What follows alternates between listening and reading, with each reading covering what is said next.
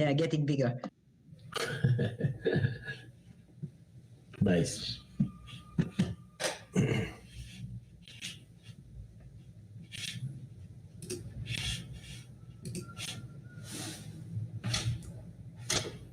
Just 1 minute to go.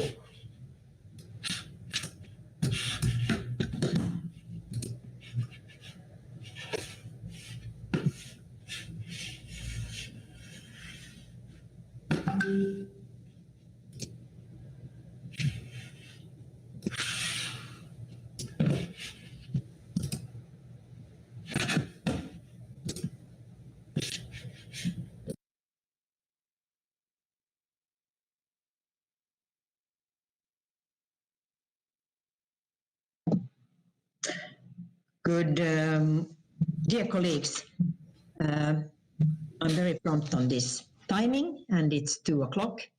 I just want to say to you, dear colleagues, good morning, good afternoon, and good evening to everybody. It's my pleasure to be with you today to continue to chair this session on the post-2020 Global Biodiversity Framework.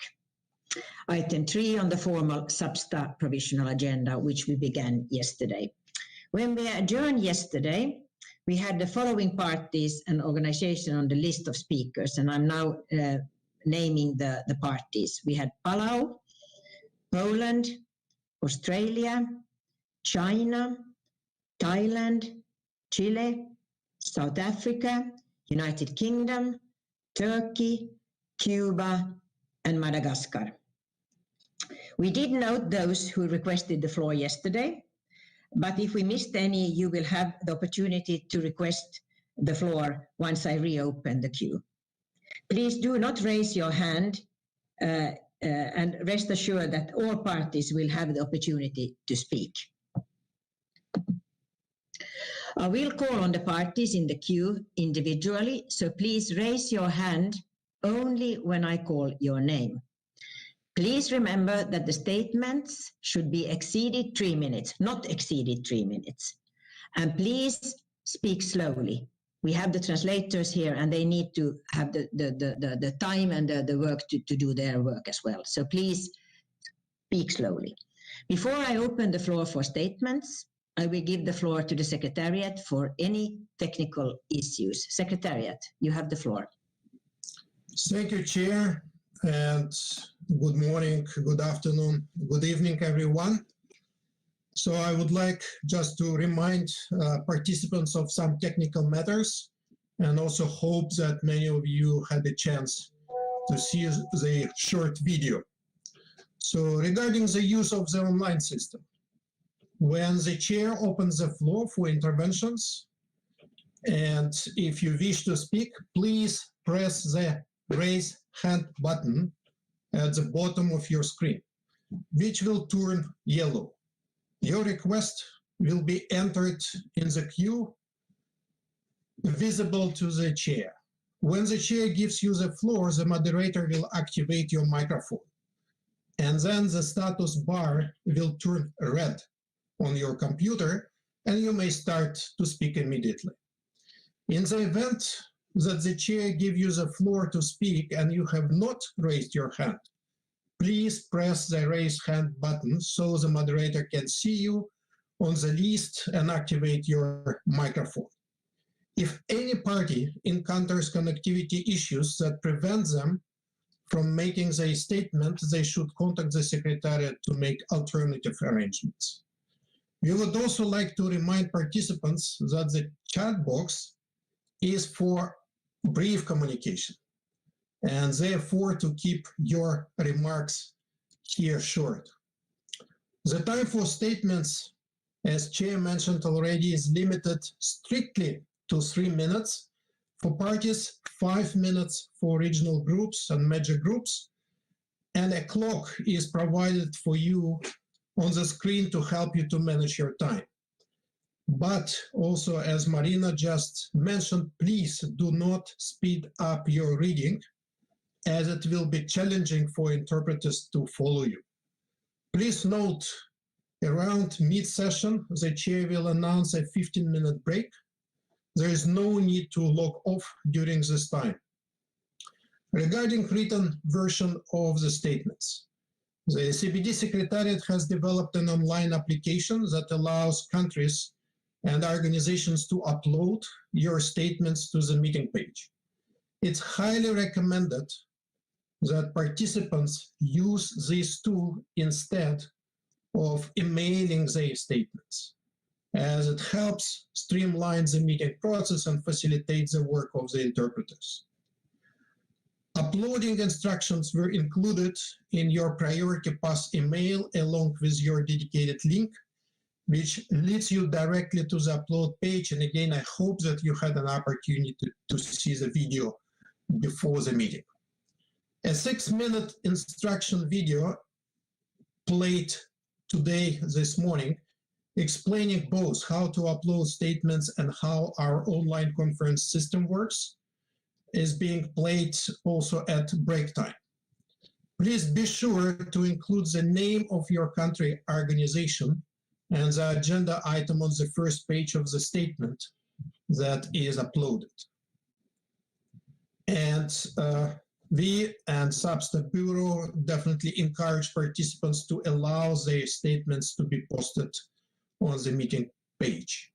Please note that statements will be posted online on the meeting page once they have been delivered by a respective party and registered observers, subject to agreement of the party and observers concerned.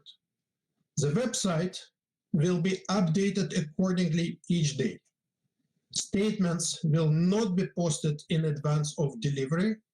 However, once the agenda item is completed, in the case that not all statements of observers are presented orally because of lack of time, those statements that have been provided in a good time will be posted. Again, subject to agreement of the observer concerned. Thank you, Chair. Thank you, Sasha, for these clear instructions. We will proceed with our interventions. May I ask the floor for Palau, followed by Poland. Palau, please, you have the floor.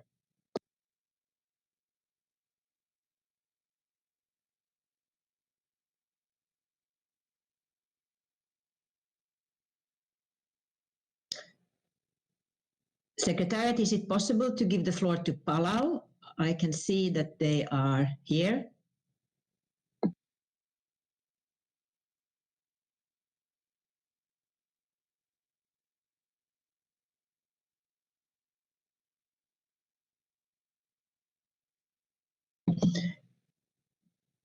If there are technical problems with Palau, could we then take Poland and come back to Palau after that? Poland, please, could you take the floor? Yes. Hello, good morning, good afternoon, and good evening. Madam Chair, distinguished delegates, ladies and gentlemen, the post-2020 GBF will be a key document for the future of global biodiversity, defining the directions of further activities for the conservation and sustainable use of biodiversity. It must be ambitious but also realistic, based on the best available knowledge. A set of indicators is necessary to assess progress towards the agreed goals and targets. The GBF needs a strong monitoring framework to provide an efficient mechanism for recording progress, as well as for communication purposes. The assessment of the actions taken and the way it is presented, both on the political level and to the general public, will depend on what indicators we adopt. A list of headline indicators should be annexed to the COP15 decision. The set of these indicators should be limited and selected in such a way that, on one hand, it covers all the key areas included in the new framework, but on the other, it allows all parties to calculate their value. Data from all countries must be available, and there must be a clear and transparent methodology to calculate these indicators. When selecting indicators to measure the progress of GBF implementation, especially at national level, it is necessary to ensure that these indicators are already available and their calculation is not problematic, as the data needed for this are clearly identified and their source available without the need for additional administrative burden.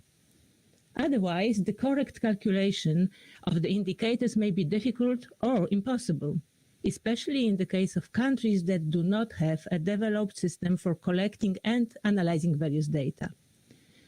Document CBD/SBSTTA-24/3-1 indicates that headline indicators, and I quote, should use methodologies agreed by parties and be calculated based on national data provided and or validated by parties, including through their national statistical offices, unquote. But there are no further explanations on this process, neither in this document nor in the draft recommendations. To summarize, further work is needed to select individual indicators. This work should also include the analysis of the availability of data and the analysis of the methodology for their calculation. Only then will it be possible to use those indicators to measure the progress of GBF implementation around the world and, if necessary, to take remedial steps. Thank you, Madam Chair. Thank you, Poland. And now, if it would be possible, I would like to give back the microphone to Palau. Could Palau take the floor now? Thank you.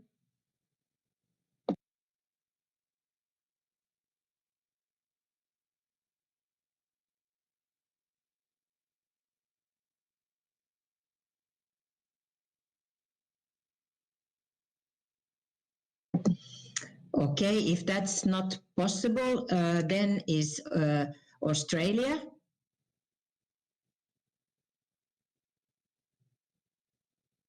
Thank you, Madam Chair. Firstly, Australia would like to state its support for the use of Sustainable Development Goals and other existing global biodiversity indicators within the framework, given that parties already have or are working to develop processes for the collection and compilation of this data.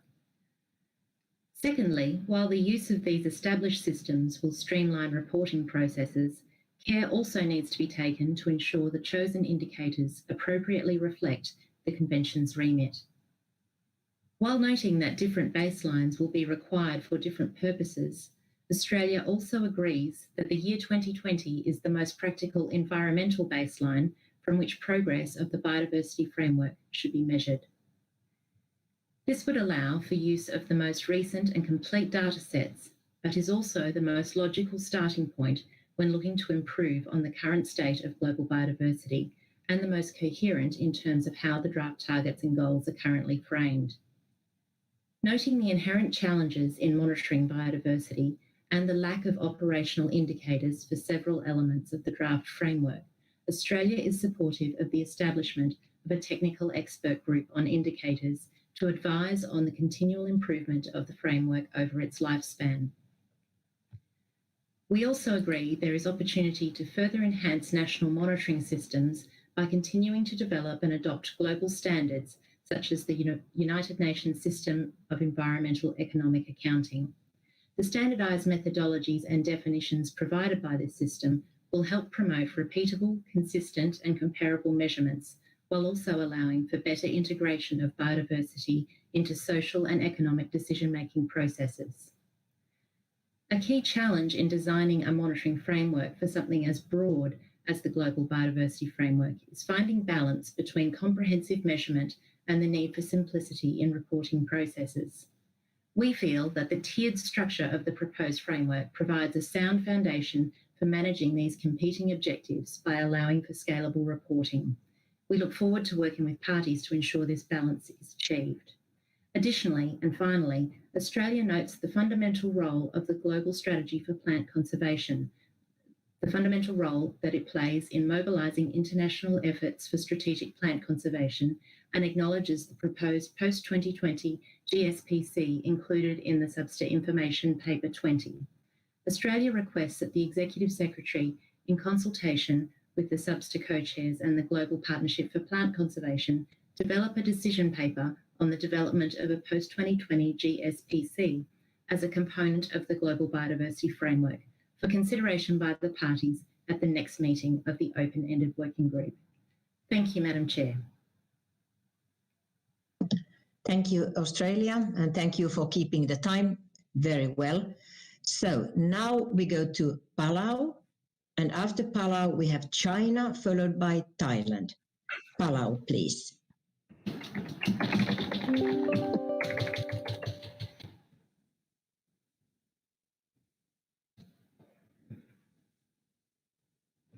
Are you able to hear me?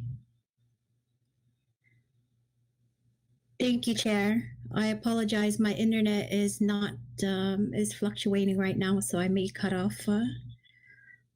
But Palau is grateful that the co-facilitators and the Secretariat have worked tirelessly on the post-2020 framework during these trying times to ensure that we can make progress on this critical framework.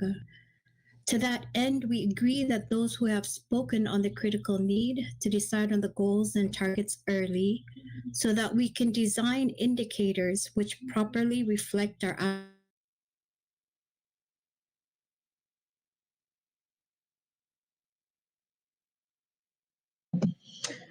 Okay, let's see. I think we were cut off from Palau now due to the internet connections.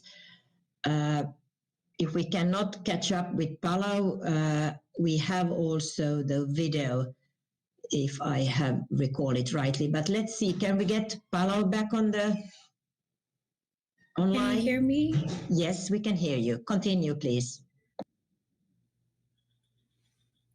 We have noted many times that for those in the Pacific, the framework must have robust marine targets and indicators.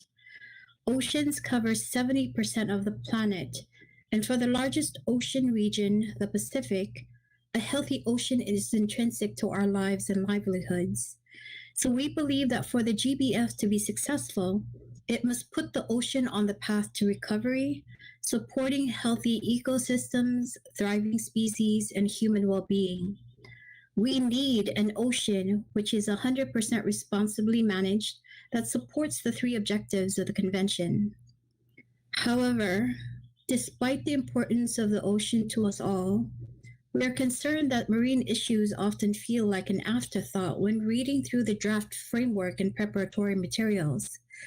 We know in particular CBD/substa/24/3/add2 does not appear to give marine the proper emphasis, especially under Target 2.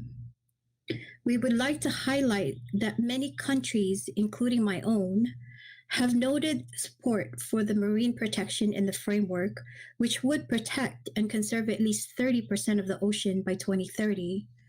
We hope that this critical element will be clearly reflected in future documents, such that there is no ambiguity that both marine and terrestrial are encompassed. We also support the need for national indicators which can be used for national reporting, as they will be the most valuable because it will be within the capacity for national governments to collect those data. Moreover, national indicators will be more relevant for communication efforts with our population.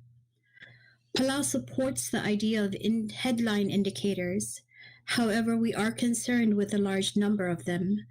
As such, we support the recommendation for a technical expert group and request that the expertise include those from or familiar with small islands. This links to my final point.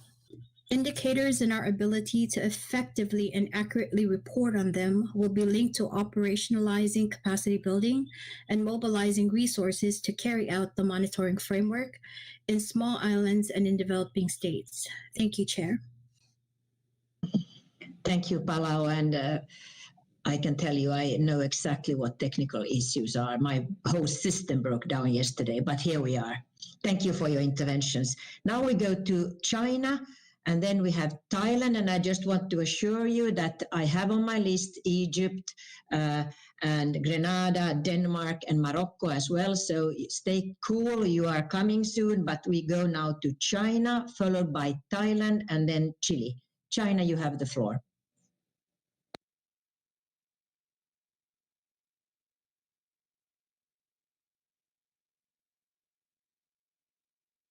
谢谢主席。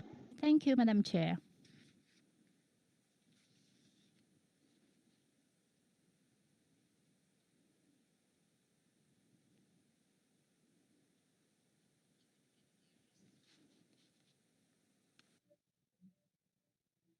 Could you try to turn on your microphone, China? 中国支持 Thank you, Madam Chair. I support the SBSTTA in. Can you hear me? Thank you, Madam Chair. The post-2020 GBF will be one of the most important achievements of COP15, providing orientations for global and national biodiversity conservation actions. China supports the proposal that the SBSTTA, pursuant to its mandate set out by COP14 and the first and second meeting of the WG 2020, should carry out scientific technical review of the goals, targets, monitoring indicators, and baselines in an open, transparent, and party-led manner, so that the COP15 can adopt a package of balanced arrangements on the goals, indicators, responsibilities, transparency, and resource mobilization. Since 2020, the Secretariat, pursuant to its mandate, has developed jointly with the partners a draft monitoring framework, laying out a solid foundation for the discussions on this issue at SBSTTA-24. We support focused discussions on a limited number of core indicators at SBSTTA-24, so that monitoring and assessment work can begin soon after the adoption of the post-2020 framework. In addition, the monitoring framework should be continuously improved based on technological development, and SBSTTA should review the use of this monitoring framework in order to make it more science-based and effective. 充分考虑缔约方的能。 The implementation of the post-2020 framework is to take into consideration the capacity of parties and avoid increasing burdens on reporting. The biodiversity backgrounds of parties are different, and their monitoring capabilities biodiversity differ as well. Therefore, in addition to the headline indicators, parties should be allowed to choose the appropriate national monitoring indicator in line with their national conditions and capabilities to evaluate the progress of national implementation of the post-2020 framework. We suggest to guarantee the developing parties could be able to get the needed financial support to implement the post-2020 framework. We also welcome relevant agencies to actively provide capacity building support, promote the sharing of monitoring information, assist parties in mastering indicator calculation methods. Thank you, Ms. Chair. Thank you, China. Now we go to Thailand, followed by Chile and South Africa. Thailand, you have the floor.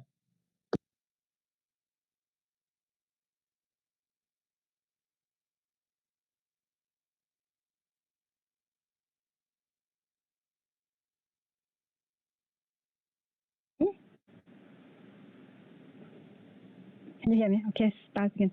Okay. Thailand acknowledges SCBD's effort to address the situation of COVID-19 pandemic through the justification and alteration of the operation under the convention, especially the meeting of the working groups and subsidy bodies in order to mobilize their implementation.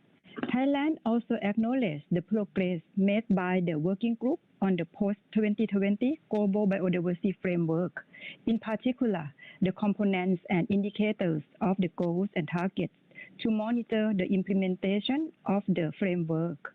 However, Thailand concerned that the headline and complementary indicators should be taken into account of the national existing data. The appropriate indicators are important for monitoring status of biodiversity change in the next few years. We therefore encourage parties to adopt the indicators in their national report according to their national circumstance and priorities.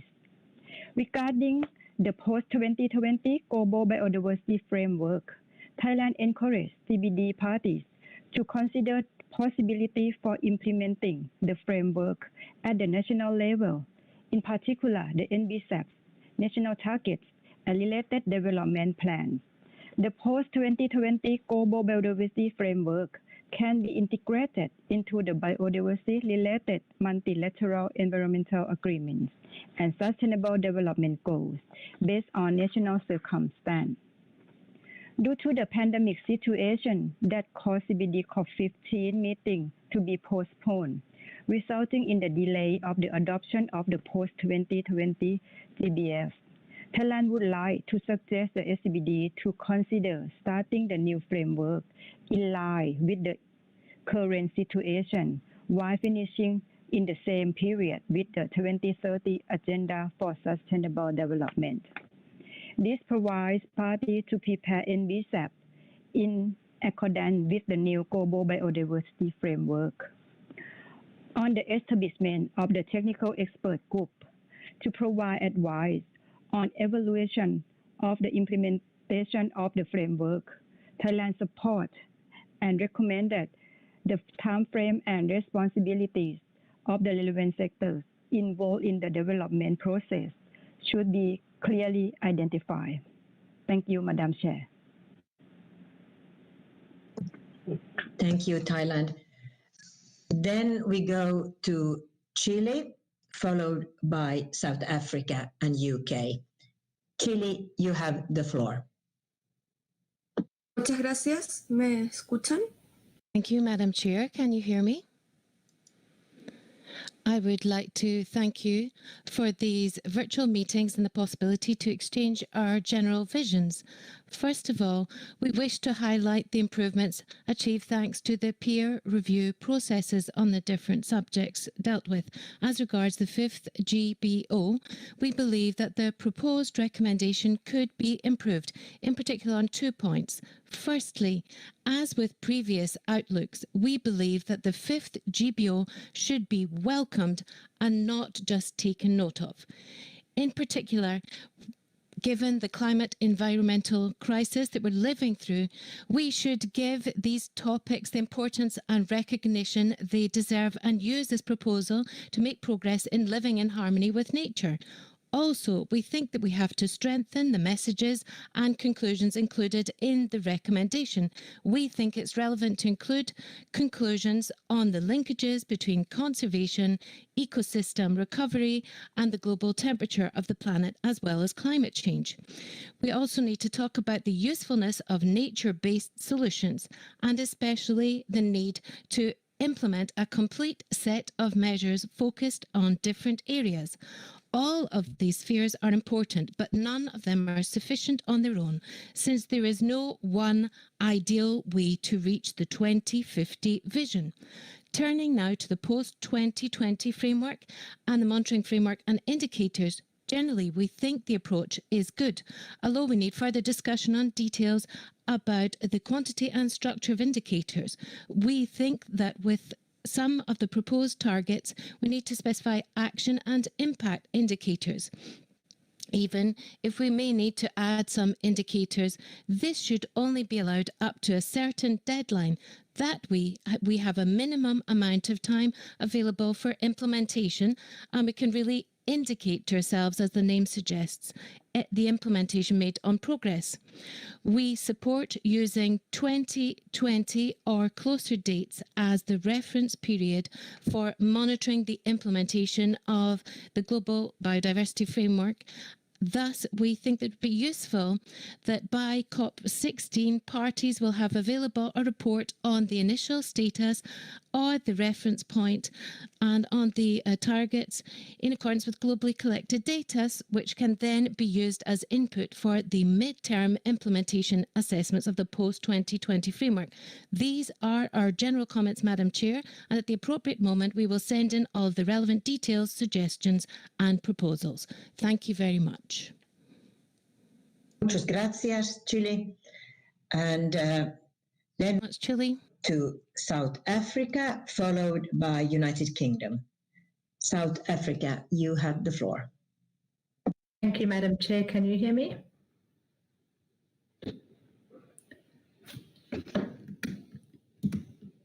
Can you hear me? Yes, please, go ahead. So I wish to start by supporting the statement read by my colleague yesterday on behalf of the Africa region. In addition, I will be adding a very short statement on the global strategy for plant conservation.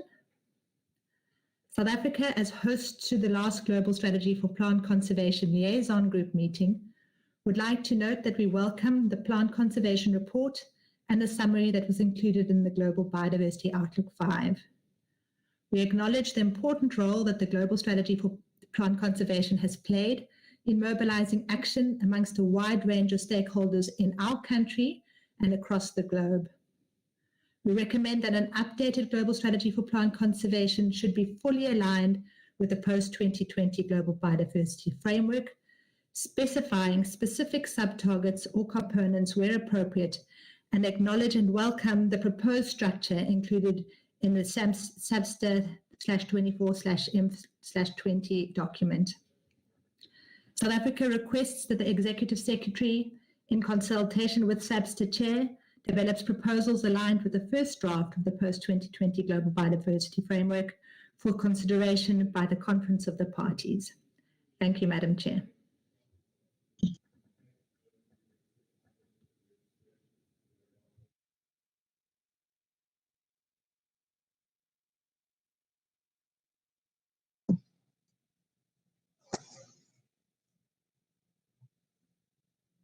I think you're mute, Marina.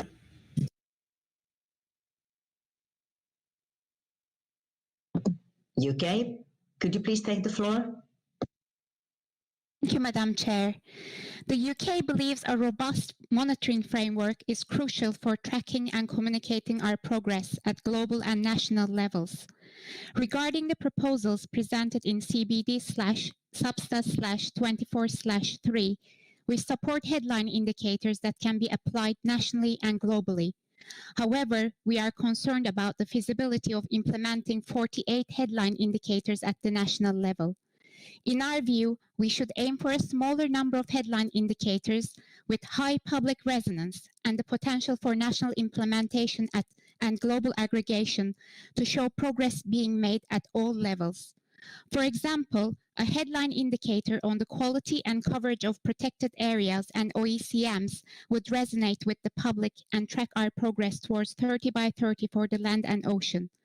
If targets were clustered under the relevant goals, then a smaller number, say 2 to 4, headline indicators could be identified for each goal and cluster of targets.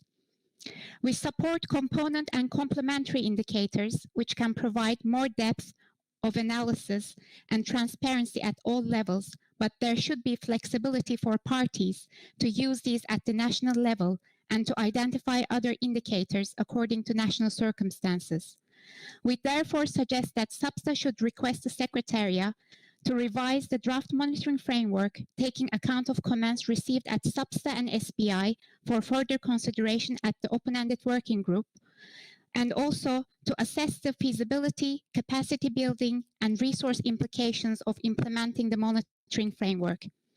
Looking beyond COP15, further guidance is required to help improve coherence between national and global indicators. We therefore agree with the establishment of a technical expert group. We will submit our comments and amendments in writing.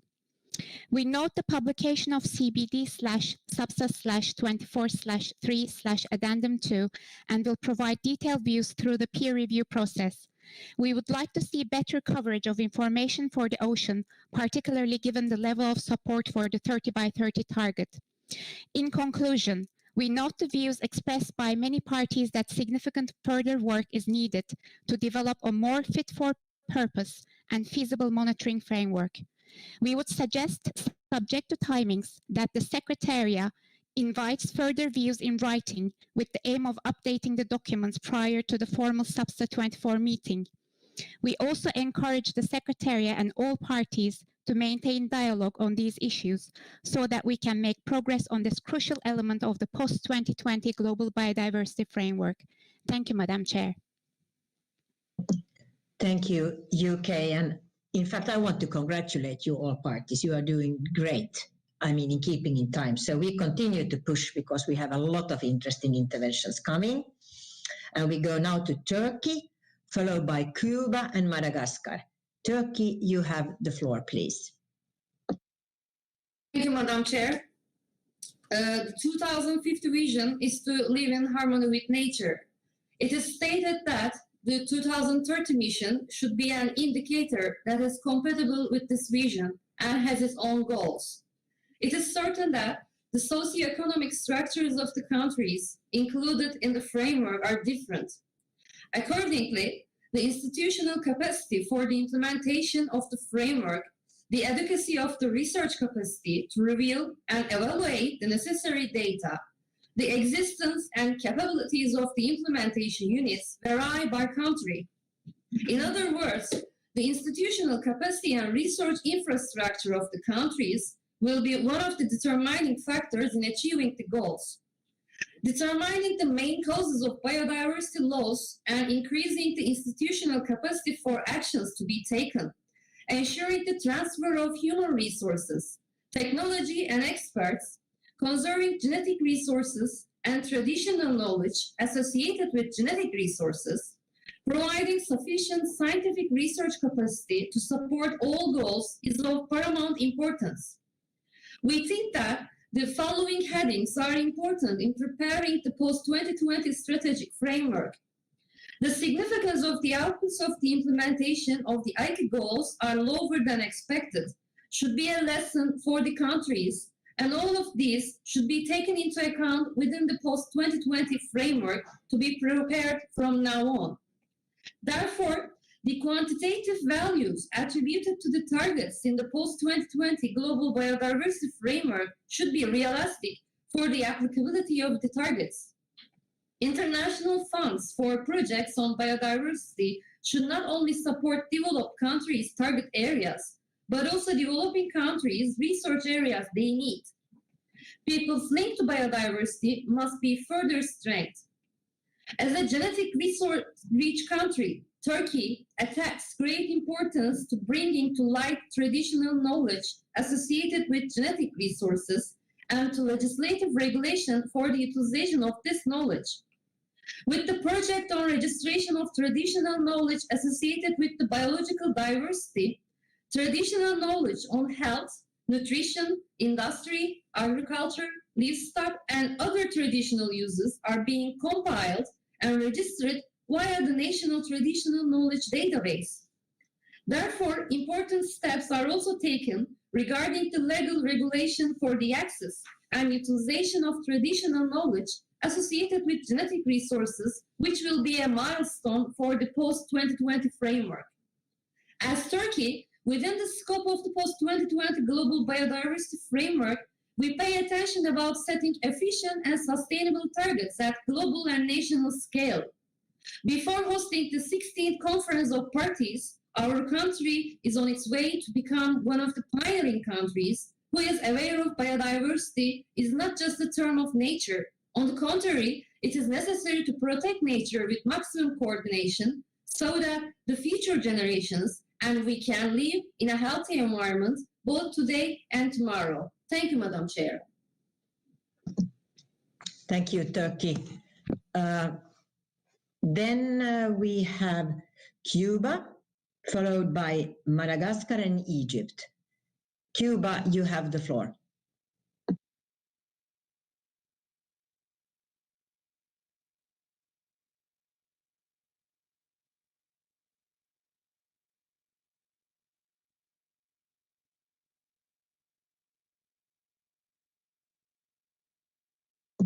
Cuba, are you there? I can see it, but... Ya puede hablar Cuba, tiene el micrófono encendido. I think that you have to switch on your mic.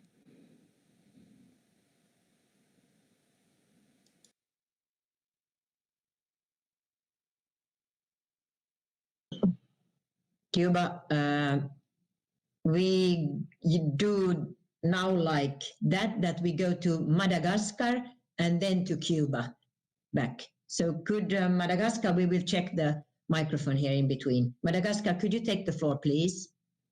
Yeah. Can you hear me? Yeah.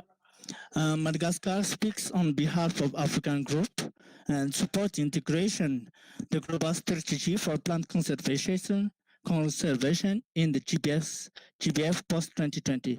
Although Madagascar has not developed a formal national response to the global strategy for plant conservation, the botanical community, including government bodies, non-governmental organizations, and community groups, with coordination supported through the Madagascar Plant Specialist Group, has fully participated in its implementation through its institution, members, partners, and national joint actions.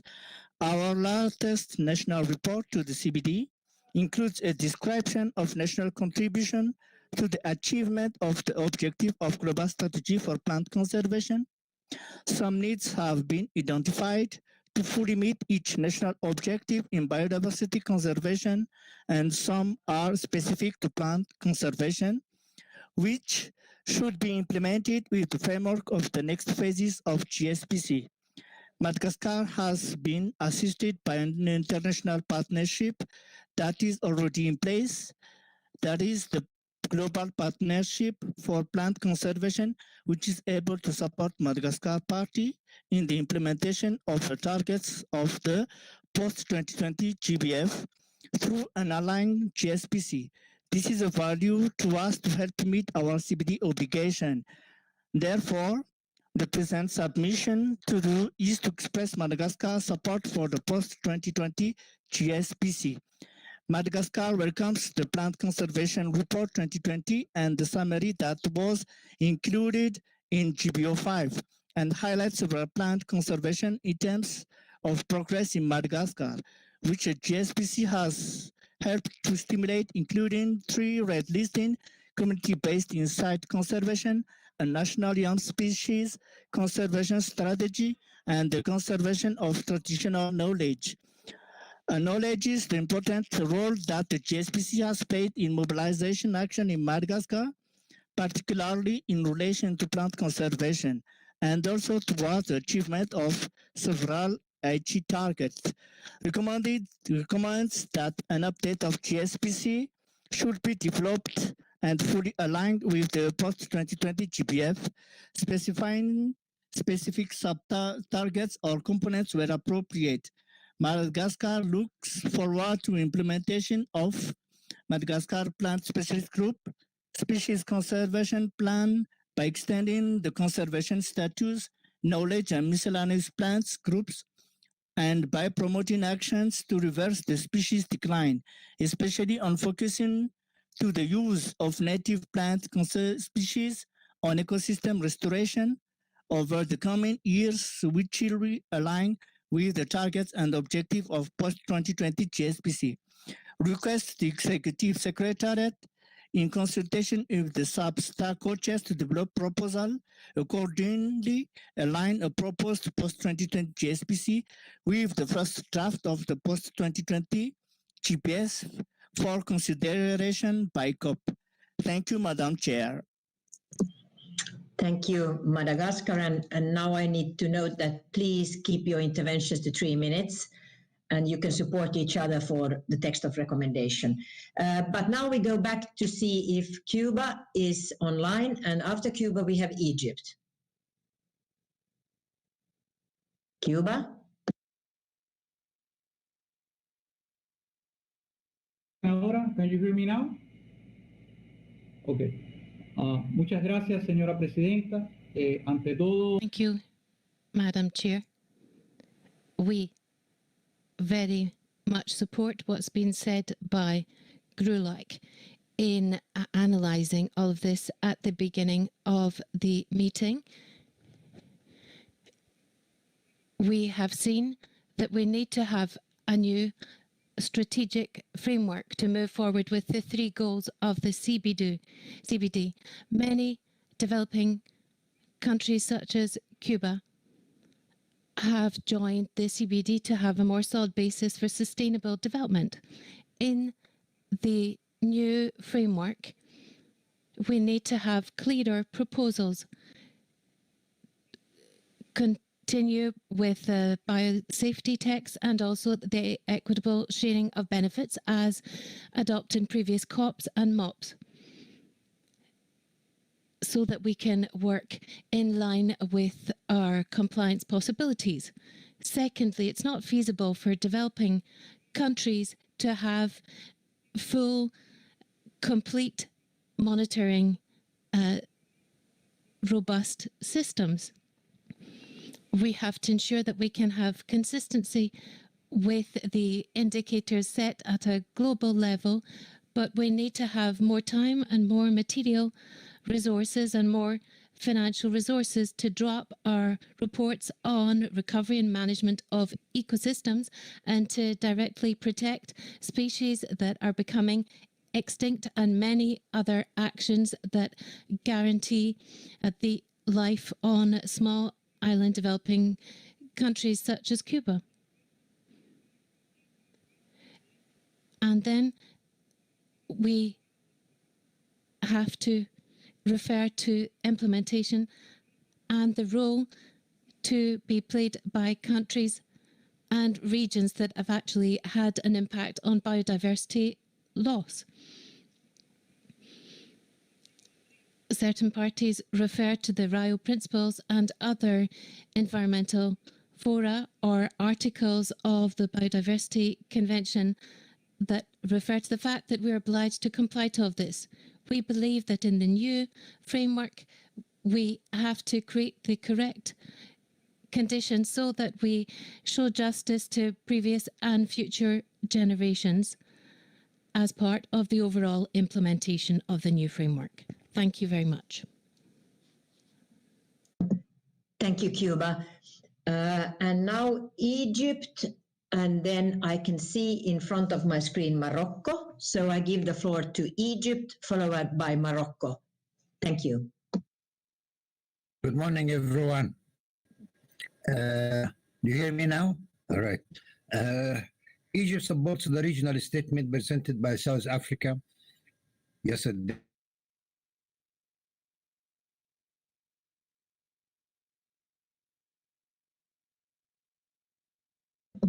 Egypt, could you please use your microphone?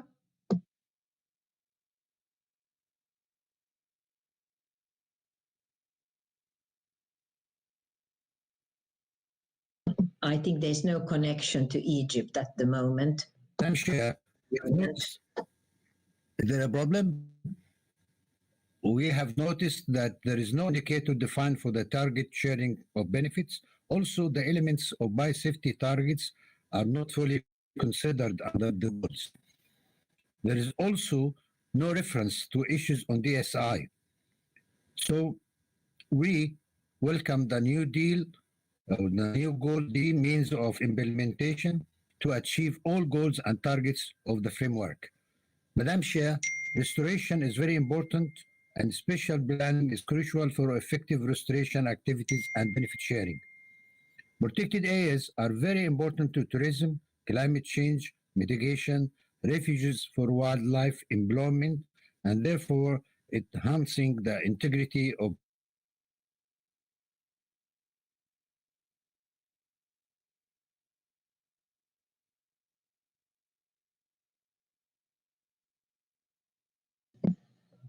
Egypt, we lost you again.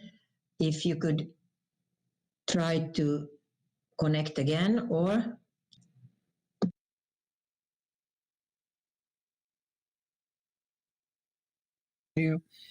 and to fund manage highlight the relying on tourism revenue, but we need funding for protected areas for management. Target share focus on sustainable management, but it should also focus on sustainable use because of what people benefit is use, not management. We notice that marine ecosystems are monitored by conditions and not extent. Therefore, we recommend the addition of additional component focusing on monitoring of the extent and conditions of the marine ecosystem. We suggest having specific goals and targets to marine ecosystems, as the case for SDG 14, regional sea programs, and also the new High Sea Treaty of UN. We believe there should be a clear linkage between the post-2020 GBF and NDC process under the UNFCCC.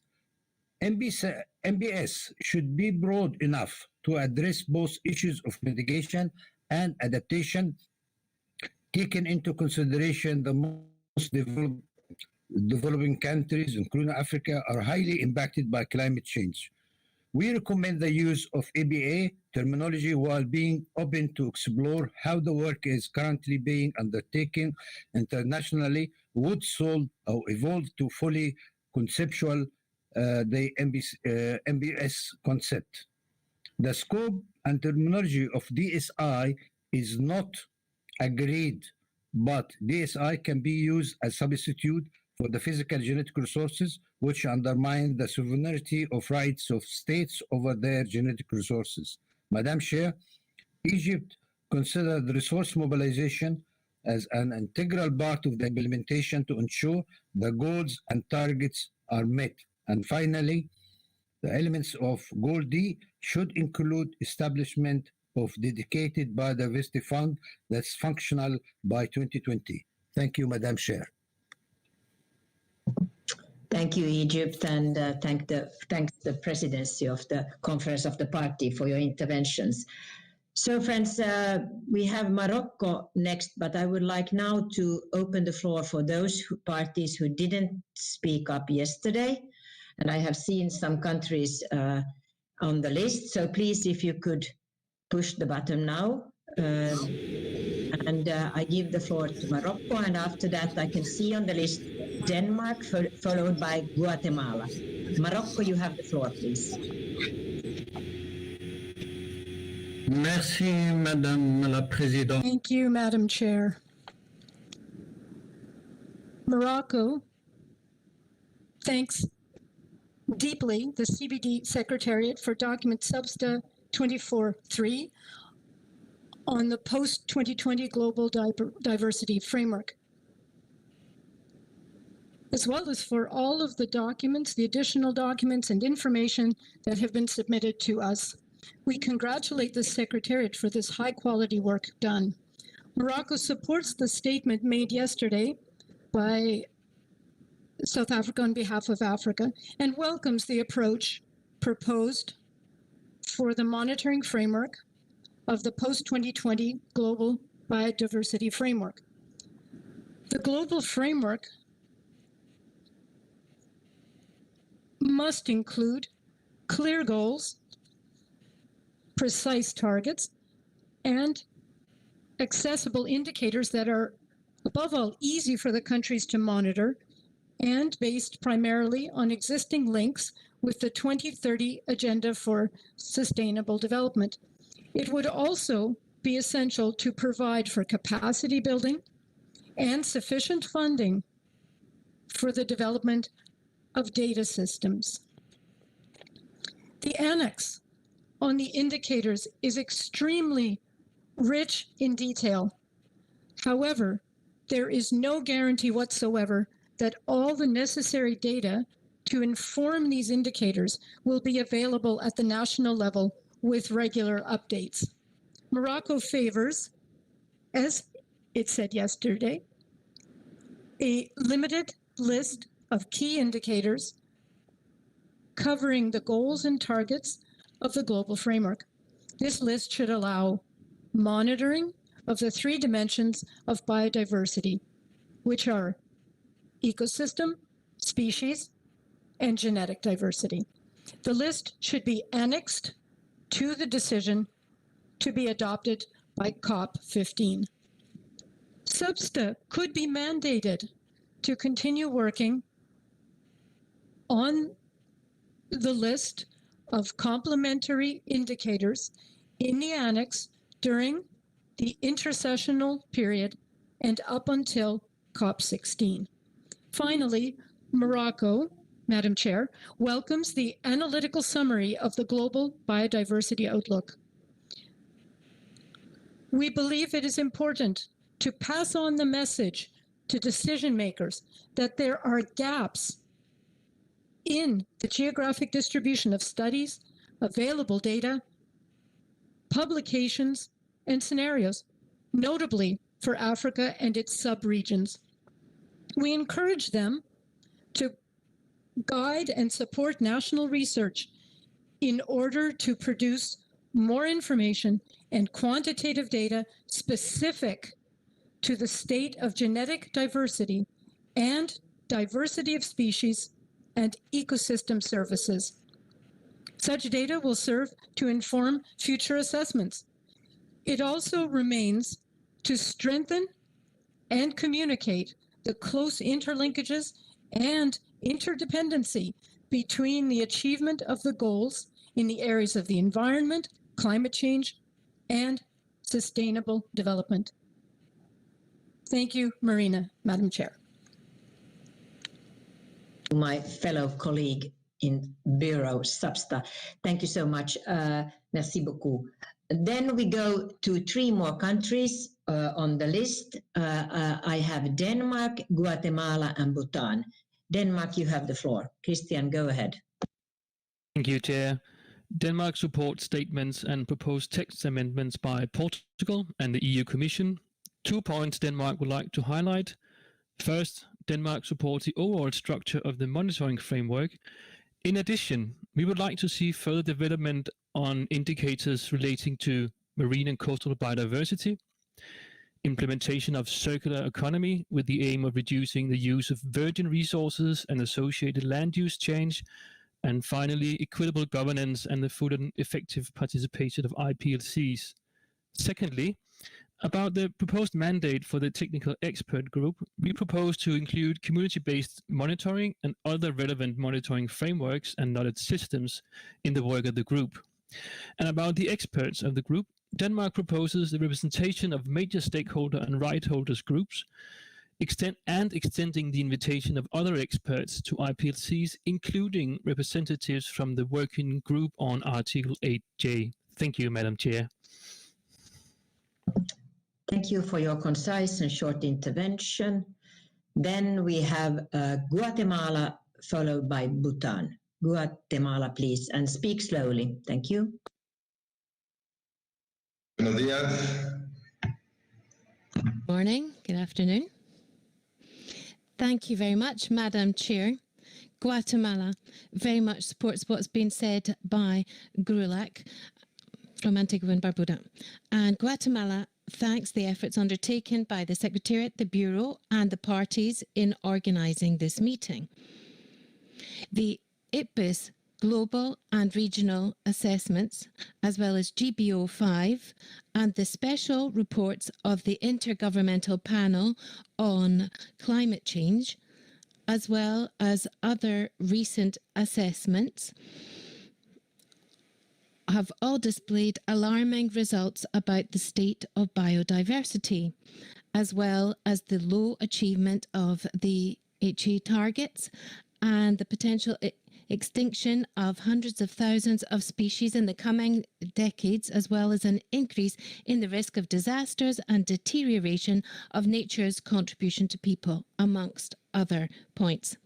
The adoption of a new strategic plan for biodiversity represents a valuable opportunity to consolidate the global environmental agreements. It's also an opportunity to strengthen cooperation links between countries and different sectors, which will allow for the implementation of forceful actions that can be focused on stabilizing these trends that have exacerbated the loss of biodiversity. We consider that we need to adopt a monitoring framework together with the post-2020 Global Biodiversity Framework. However, the current drafting of most of the headline indicators represents a challenge in terms of national implementation.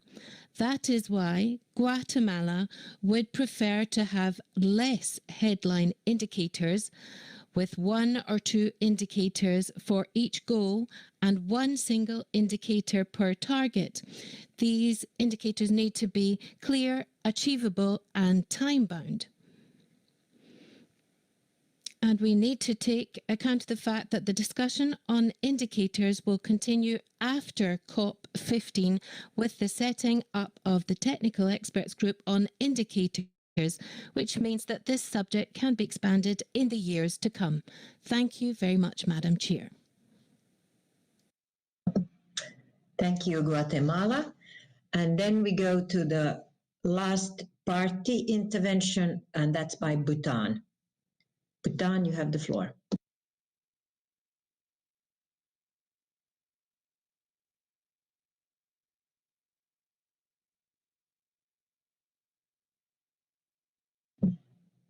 Bhutan, can you hear me?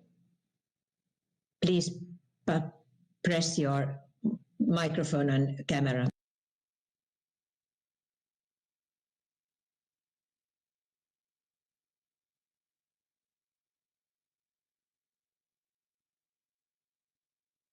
Thank you. Ladies and gentlemen, we would like to commend the work done so far and thank everyone involved in the process for coming up with the framework. Bhutan has always been committed to the conservation of the environment, and we welcome the post-2020 Global Biodiversity Framework and the monitoring framework. However, we would like to share some views on the process and the frameworks. Bhutan is concerned that the post-2020 Global Biodiversity Framework does not adequately acknowledge and take into consideration already existing high-level national commitments.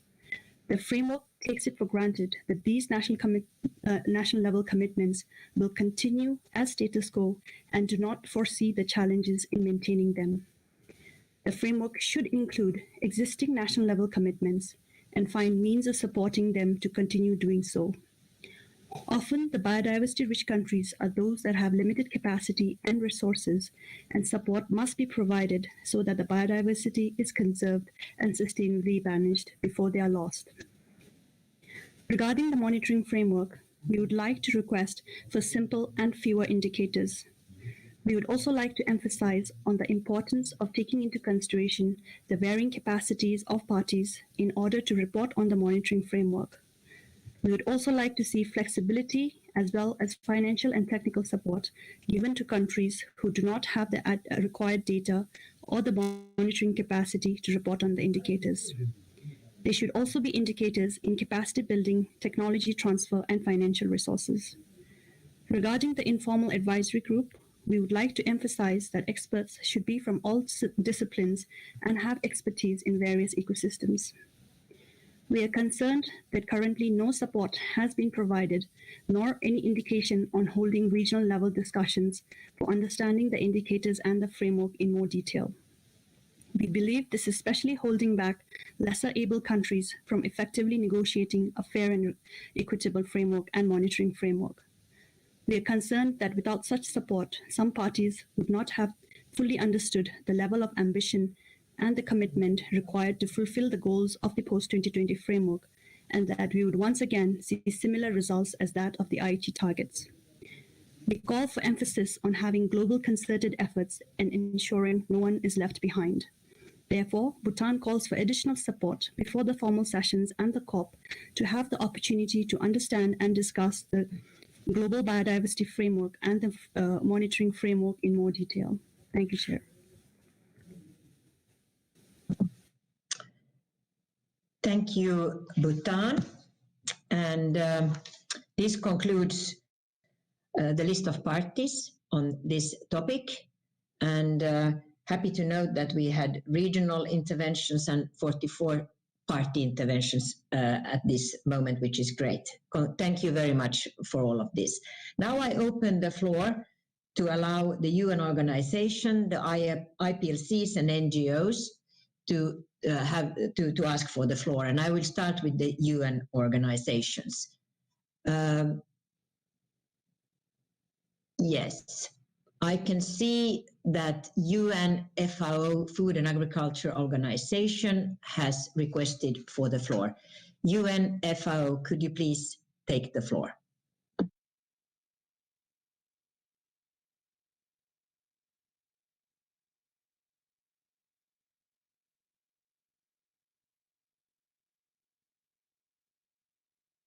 Thank you, Chair. Can you hear me? Yes, we can hear you. Okay, good. Thank you, Chair. FAO welcomes the progress made in the development of the post-2020 Global Biodiversity Framework and the improved alignment of the monitoring systems to the SDG. As regards the high number of indicators, FAO favors focusing on a reduced number of nationally proven, internationally applicable indicators in order not to delay the immediate implementation and monitoring of the framework after its adoption. At the level of headline indicators, we stress the important role of genetic diversity and biodiversity for food and agriculture. We note that in some cases, the relationship between indicators, targets, and goals lacks a stringent logic to aggregate from the lower level to what the higher level is supposed to achieve. Chair, FAO members suggest that the framework should strongly promote sustainable use as a pathway to biodiversity conservation, besides more traditional protected area approaches. In that context, we note that Target 8 on benefits for people covers only wild biodiversity, which provides a rather small contribution to overall biodiversity people interactions. On the other hand, Target 9 on agriculture and other managed ecosystems is silent on the links between food systems and benefits to people. FAO also wonders how productivity gaps will be defined. We welcome the reference to OECMs and would like to stress the need to sustainably manage and restore all areas, whether natural or productive. The clear role for involvement of sustainable use in delivering the 2030 goals and 2050 vision will help to position the framework into the agricultural sectors and get greater inclusion of those sectors. As a custodian agency for SDGs and a member of the UN Statistics Commissions and the BIP, FAO stands ready to further engage in the development of the monitoring framework. Thank you, Chair.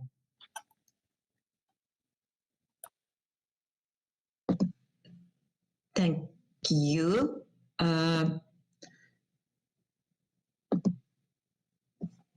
Thank you. Oh, sorry. Yes, thank you. Now you can see that I'm a little bit confused. I'm not sitting next to the secretariat, and I'm getting a little bit instructions on who to speak, and I'm not sure. There's too many instructions now here. So I think it's IPLCs I should go to. I don't know where the IPLCs are in this list. So if the secretariat could help me now, because I'm lost. And I just admit I don't know what to do now. Shasa, could you say which IPLC? Thanks. So we can go to IPLC groups. So please, African Indigenous Women's Organization, Adija Adamo, have a floor.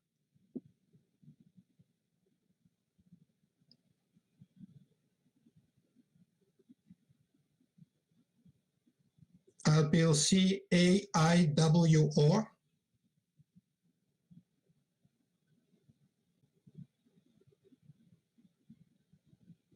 Please go ahead.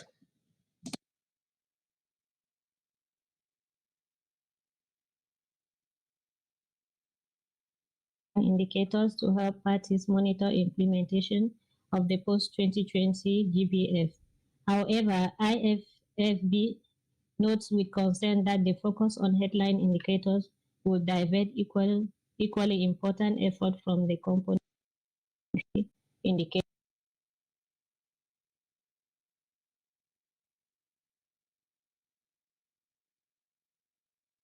/24/3 do not include any reference to already adopted indicators for traditional knowledge.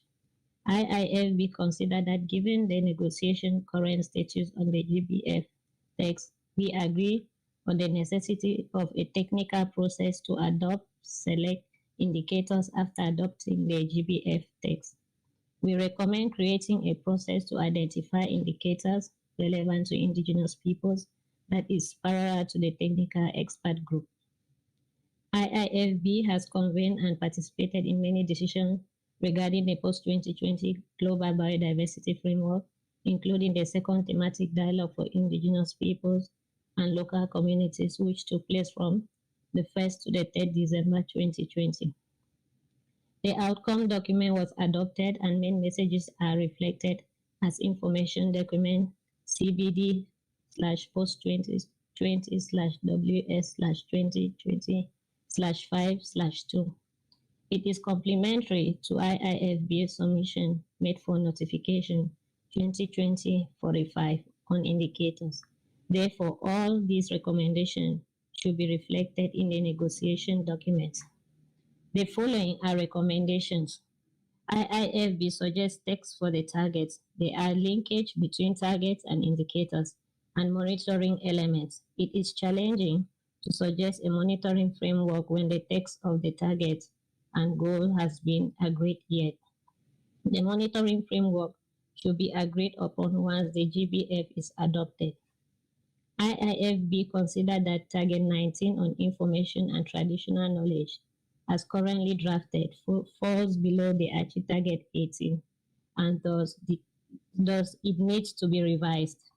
It should have a strong recognition and support of indigenous and local knowledge, innovations, practices, and technologies, and its role in the conservation and sustainable use of biodiversity. The indicators suggest in document CBD/SABSTA/24/3 for Target 19 did not include any reference to traditional knowledge. We take this opportunity to remind that the convention already adopted 4 indicators for traditional knowledge as follows. A, trends in land use, change, and land tenure in the traditional territories of indigenous peoples and local communities. B, trends in the practice of traditional occupations. C, trends of linguistic diversity and numbers of speakers of indigenous peoples' language. D, trends in which traditional knowledge and practices are respected through their full integration, safeguards, and the full and effective participation of indigenous peoples and local communities in national implementation of strategic plans. The Global Biodiversity Framework must consider the inseparable link between traditional knowledge and indigenous peoples' language. Thus, the maintenance of traditional knowledge depends on the promotion of indigenous languages. A synergy between the International Decades of Indigenous People and Target 19 must be integrated in the GBF. Currently, Target 4, 8, and 9 do not recognize customary sustainable use. IIFB emphasizes the need to add customary sustainable use and management of biodiversity. Customary sustainable use includes indigenous knowledge, housing, medicine, harvesting practices, conservation, values, ethics, ethical and moral understandings, community organization, health and wellness, food security, and sovereignty for indigenous peoples, including women and youth. The territories, lands, and water of indigenous peoples have proven sustainable management practices and approaches rooted in a holistic understanding that have safeguarded the environment we are part of for thousands of years. Very often, our lands overlap with high-value conservation lands, including wildlife, and are often the local partners for sustainable wildlife management from IPLC Global Dialogue Report. There is a need to have in the GBF a human rights-based approach. A healthy environment helps protect biodiversity and ensure its sustainable use and support a more holistic approach to the post-2020 GBF as its integrated biodiversity, sustainable development, and human rights. Human rights should be an overriding consideration in the conservation and use of biological resources. Target 1 and 2 of the GBF should include a specific target recognizing the lands, territories, and waters of indigenous peoples and local communities in accordance with our customary laws, governance system, and management practices. Indicators and monitoring elements related to legal recognition of indigenous peoples' lands, waters, and territories as a new category separates from protected areas. OECD and recognize. Indigenous peoples' lands, waters, and territories should be regarded as a separate category from protected areas, OECMs. Specifically, Target 1 should recognize indigenous territories. Sorry, I persist. You need to conclude and a little bit wrap up. It's gone already over the time so much. Target 1 should recognize indigenous territorial land, water, and territories, as well as the indigenous of peoples to participate in planning that involve their land and waters and territories. On Target 12, aside from genetic resources, access and benefit sharing should also be expanded to biological resources and ecosystem. The GBF should also include the value interrelationship between culture and biological diversity. The GBF must stress the strong obligation of parties to protect, restore nature, and recognize our rights as indigenous people through development of robust monitoring system. In conclusion, IFB recommends the following text for decision. The Annex 1 on headline indicators must add the indicators related to traditional knowledge adopted on the CBD. We welcome establishment of technical expert groups process and would like to propose text recommendation on paragraph 11. Furthermore, the IIFB proposed a para-indigenous expert group process to identify and provide advice on implementing indicators and monitoring framework for the post-2020 GBF. The IFB has contributed a lot on monitoring indicators of GBF. We invite you to read and consider our submission and information document, CBD post-2020/WS/2020/5/2, posted for this meeting and our previous submission. IIFB is also making a specific suggestion to the Annex 1 and 2 of document CBD/SAPTA/24/3. We hope that our recommendations are given due merit and considered for inclusion in the GBF. Thank you. Thank you, IPRCs, but I'm not very happy now, you have to say. It was too long, sorry. You need now, all of you, we need to keep the time because it's unfair for others now to have more time, sorry to say. But this needs to be measured by everybody. So now we go to next speaker on the list, and it's on behalf of women's organizations, Mirinali Rai Fundación Ambiente y Recursos Naturales. FARN, you have the floor.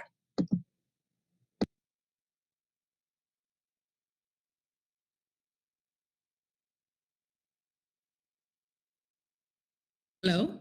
Okay. Thank you, Chair. The CBD Women's Caucus appreciates the efforts of the co-chairs to find ways to acknowledge and integrate our comments and feedback on the post-2020 GBF. For the framework to be effective and powerful in delivering its ambition to address the major health, biodiversity, and inequality crisis, it needs to make sure that women IPLCs hold secure governance rights and access to land and natural resources on which their livelihoods depend. This way, efforts to protect biodiversity and address climate change will not only be more successful, but will contribute to a more equitable and just distribution of benefits derived from the use of biodiversity. Sorry, Fan, could you please slow down a little bit? Slow down. Thank you. Secure legal tenure and governance rights, access to resources, and inclusion in decision-making, particularly of women, youth, IPLCs, and other marginalized populations, as well as recognition of inclusive governance approaches, are foundational to achieving the goal of the post-2020 GBF. We feel that the framework does not go far enough in this regard, and we believe that stronger recognition for a rights-based approach in the post-2020 GBF must be made. Further, we believe that gender equity and equality must also be included throughout the GBF in order for the framework to enable true transformative change. SDG Target 5C highlights the need to adopt and strengthen sound policies and legislations to advance gender equality and the empowerment of all women and girls at all levels. the GBF Target 20 could be strengthened to better articulate the type of rights referred to in regard to ensuring rights over relevant resources. Indicators and targets will benefit from including stronger sex disaggregated information. Language on protection of access to land, forest, and water for women, indigenous peoples, and local communities needs to be included consistently throughout the framework, besides other relevant elements and indicators as proposed in our submission. There is also scope to use the language of gender equality and women's empowerment and inclusion. This is besides participation throughout the GBF, which would contribute to a more effective integration of a rights-based approach and implementation of the post-2020 Gender Plan of Action, and to better respond to the overall 2030 agenda. Rights-based and ecosystem-based approaches provide a foundation for transforming the conservation paradigm and for transforming human economies through a genuine phasing out or redirection of perverse incentives and investments that could harm biodiversity. This also requires a profound governance reform to ensure right holders rather than corporations are the heart of biodiversity governance. Part of the paradigm shift for building back better is the formal recognition of and support for the contributions of IPLCs, including of youth and women, to conservation and sustainable use of biodiversity and equitable sharing of benefits for ensuring that everyone has a right to a healthy environment and food sovereignty, the right to well-being and right to living in harmony with nature. In ending, we would also encourage parties to take reference to the issue brief of January 21, prepared by UN Women and UNEP WCMC on integrating a gender perspective in the post-2020 GBF. Thank you, Chair. Thank you. Great. Then I give the floor to the youth, Josef Fatauli for the Global Youth Network and or Sanda Rakotomala. Could you please take the floor, youth? Thank you, Madam Chair. I'm speaking on behalf of the Global Youth Biodiversity Network. GYBN recognizes the post-2020 framework as a unique opportunity to collectively take necessary steps towards social and environmental justice, the fairest transformational pathway toward a life in harmony with nature. It is also an opportunity to correct past failures of neglecting to sufficiently recognize, monitor, and report on the contributions of youth, women, indigenous peoples, and local communities to biodiversity.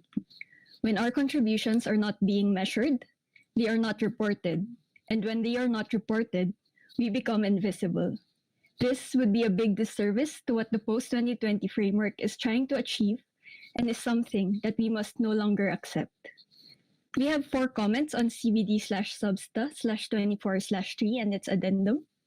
First, we are concerned about discussing and agreeing on headline indicators without having yet agreed on goals and targets, among which we still see many major gaps, such as the insufficient reflection of human rights-based approaches, intergenerational equity, gender considerations, and priorities of indigenous peoples and local communities.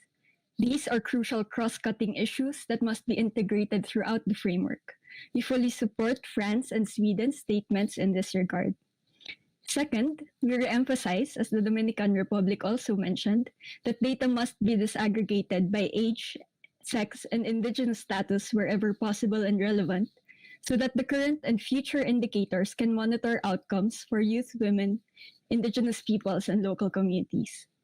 Third, on the technical expert group, the terms of reference must explicitly ensure the involvement of rights holder and stakeholder groups, as also pointed out by Denmark. Expertise within the expert group must represent diverse knowledge systems and must hear directly from the groups concerned on which indicators would be most meaningful to reflect their contributions both quantitatively and qualitatively. We propose the following addition to Annex 2, Paragraph 3. After the words geographical representation, we propose the addition representation from major rights holder and stakeholder groups. Additionally, meaningful youth-related indicators that meet the criteria as listed in the addendum may likely not yet exist, and these will have to be developed with our full and effective participation, especially for targets 19 and 20. Finally, we would like to thank the Netherlands for starting intergenerational partnerships and giving a voice to young people, and as well as Austria, Canada, Denmark, Finland, Germany, Japan, Mexico, Singapore, South Africa, Sweden, the ASEAN, and the EU for supporting youth participation in the CBD in different ways. Such initiatives are crucial to build young people's capacity in biodiversity policy and can also greatly enhance implementation on the ground. We hope that more parties will follow in their examples, and we offer our help to advise them on how to do so meaningfully. Thank you, Madam Chair. Thank you, youth. You gave us all energy in this thing and this endeavor. So now I go on, and it will be the CBD Alliance. Mr. Gadir Lavandes, if you could take the floor, please. Thank you, Madam Chair. I believe that you can hear as well. Hello, good morning from Bolivia to you all. I'm going to be delivering this statement on behalf of the CBD Alliance that gathers a diverse range of views and proposals from civil society. Our specific comments on the document under discussion now. Indicators in Target 13 should be more precise and ambitious, not focused on EIA and accounting only, but also including concrete regulations and pricing policies to incentivize actions harmful to biodiversity. The section that refers to meeting people's needs should measure the degree or percentage of sustainability and not just productivity and supply to humans via their ecosystem services. The quantitative nature of the headline indicators do not take into account the fact that people are part of biodiversity. Setting indicators before the goals, milestones, and targets have been agreed risks that the indicators end up reinterpreting the goals and targets, and this must not happen. Also, at present, the overall balance of the indicators is inequitable. They are largely skewed towards the first two objectives of the CBD, marginalizing the third objective. On a more general view, conservation strategies should build on community conservation initiatives instead of marginalizing or banning them, as ample scientific evidence shows that ICCAs and other gender-responsive community conservation initiatives contribute far more effectively and equitably than conventional protected areas. Only a target of total conservation and sustainable use aligns with SDG 15.2, as governments already agreed on halting all deforestation and forest degradation by 2020. Human rights and a healthy planet are mutually interdependent.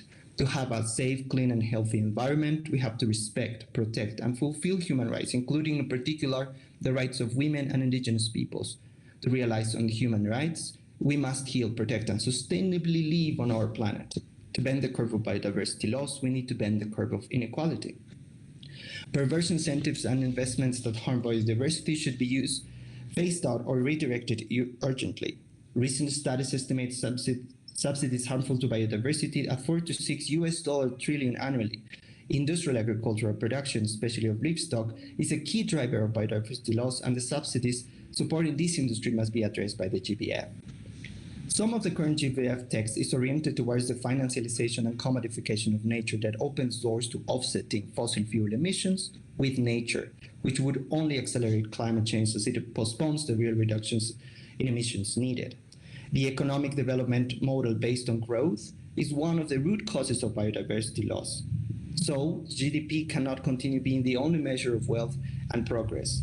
The post-2020 GBF should promote other types of measurements, inclusive of biodiversity and good quality of life, as decided in SDG 17/19, and have stronger targets and indicators around drivers in the GBF. Current Target 4 suggests that commercial trade in wildlife can be made safe. However, any trade carries inherent risk, and the world cannot risk a new global pandemic. We must rein in the billion-dollar global commercial trade of wild animals effectively, ensuring a just transition for those whose livelihoods rely on the commercial trade and respecting the traditions of IPLCs. The GBF should consider approaches such as One Health, One Welfare, which recognizes the interlinkages between human, environmental, and animal well-being. Thank you, Madam Chair.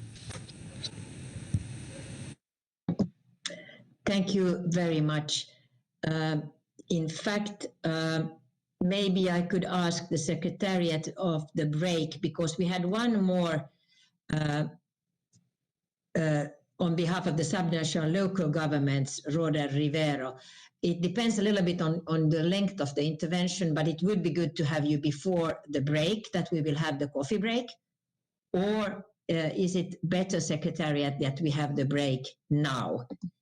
Could you please confirm how we proceed? Marina, let's have the last intervention from a major group, and then we come for a break. Thank you very much. So I ask now the subnational and local government, Mr. Roder Rivero, to have the intervention, please. And if you could keep your time to shorter one, I would be very, very happy. Thank you so much. Thank you, Chair. Can you hear me? Okay, thank you. Thank you very much. I will switch to Spanish. Honorables presidentes, copresidentes y distinguidos delegados. Honourable chairs, co-chairs and distinguished delegates, I'm taking the floor on behalf of the Advisory Committee on Subnational Governments, coordinated by the Regions 4 and the Government of Quebec, ICLAI, Local Governments for Sustainability, the group of leading subnational governments towards the achieved targets, the European Committee of the Regions, on behalf of the Edinburgh Process Partners. We thank you for their organising this important meeting and congratulate the Secretariat for its ongoing efforts in all of these virtual fora. We truly believe that a whole of government and society approach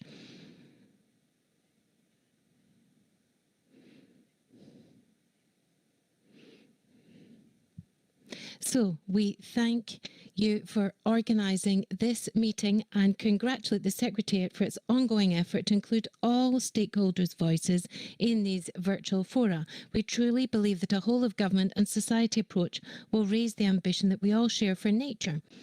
Our constituencies, local and subnational governments, are currently on the front line of the fight against the COVID-19 pandemic. We strongly believe that urgent action and leadership is needed. Like many parties, we believe that we should oppose any delay in the adoption of the headline indicators until after COP15, as well as all component and complementary indicators where consensus has already been achieved. The creation of a technical expert group would be useful to fill in gaps in some component and complementary indicators and to bring more details and precision to those indicators that need it, all by COP16 at the latest. It's important that the proposed monitoring approach tracks progress across all levels of government. We praise the possible disaggregation into subnational levels as a further preference for indicators, and we propose to add all the headline indicators should be applied by those subnational governments, and we're willing to submit implementation reports. We therefore propose that we explicitly refer to the subnational level of governance when it comes to both the headline and component indicators, and we would be happy to provide some suggestions in writing. Finally, we invite parties to increase their support, including financial resources, for local and subnational monitoring systems, as well as the compilation of biodiversity indicators. We remain committed to engage in the post-2020 GBF and look forward to discussing these points further and continuing the good work together. Thank you. Muchas gracias. Thank you very much. This ends the morning session, and we will have the 15 minutes break now. So we will come back 47. We start maybe 48, but that's the minute here. So please be sharp, and we will continue the deliberations after the break. Have a great break. Don't switch off your system or kick out yourself. Stay tuned. We are back soon. Have a coffee, tea, or something to drink. Bye.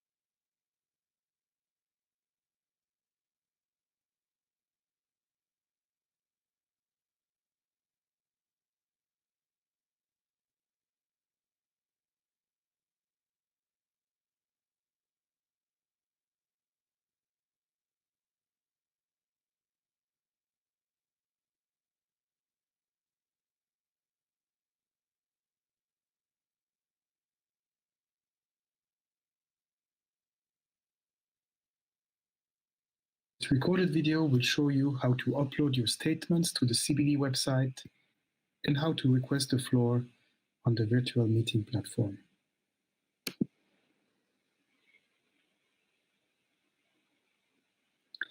There are two options to upload your statements to the CBD website. First of all, in your Priority Pass email that you have received, you should see a link like this one here with your Priority Pass code written in there. The second option is by going to the meeting document page. Let us see what happens when I click on this link.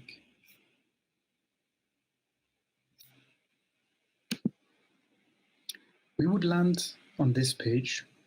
As you can see, the code is already entered, and here you would see your own code. There is an option here that you can click if you want this code to remain for the next time you rejoin this page. You have to choose a file to upload. In this case, we ask you if you can write your organization name, the session, and the agenda item directly here. The document should show on the top who is giving the statement, the session that we are in, and the agenda item as well. Thank you very much for this. This will help us a lot. So once I selected this document, I click open, and it's ready to be uploaded. You still have to choose the agenda item. We choose the invasive alien species, number 10. We choose the language.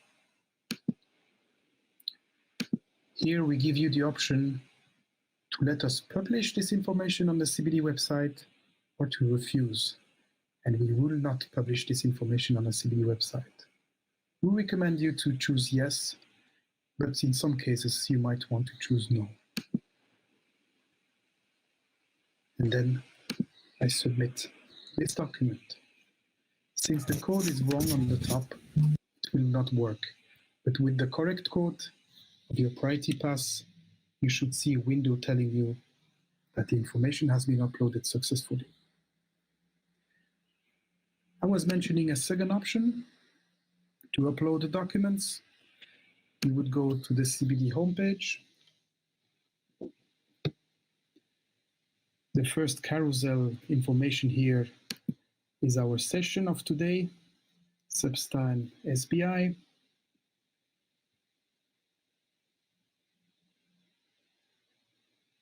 Once there, you click on the SBSTTA-24 session.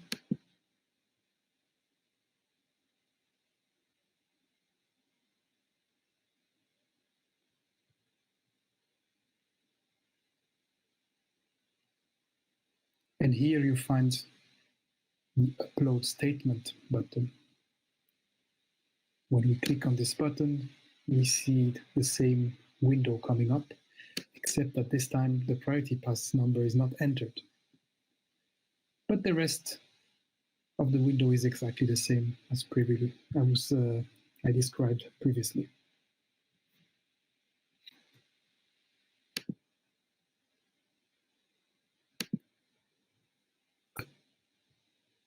In the second part of the presentation, I will show you how the Interactio platform works. In the middle of the screen on top, you have the selection button to select the language we want to hear. In our case here, during the presentation, I only have two options, but in your case, you will see several other options.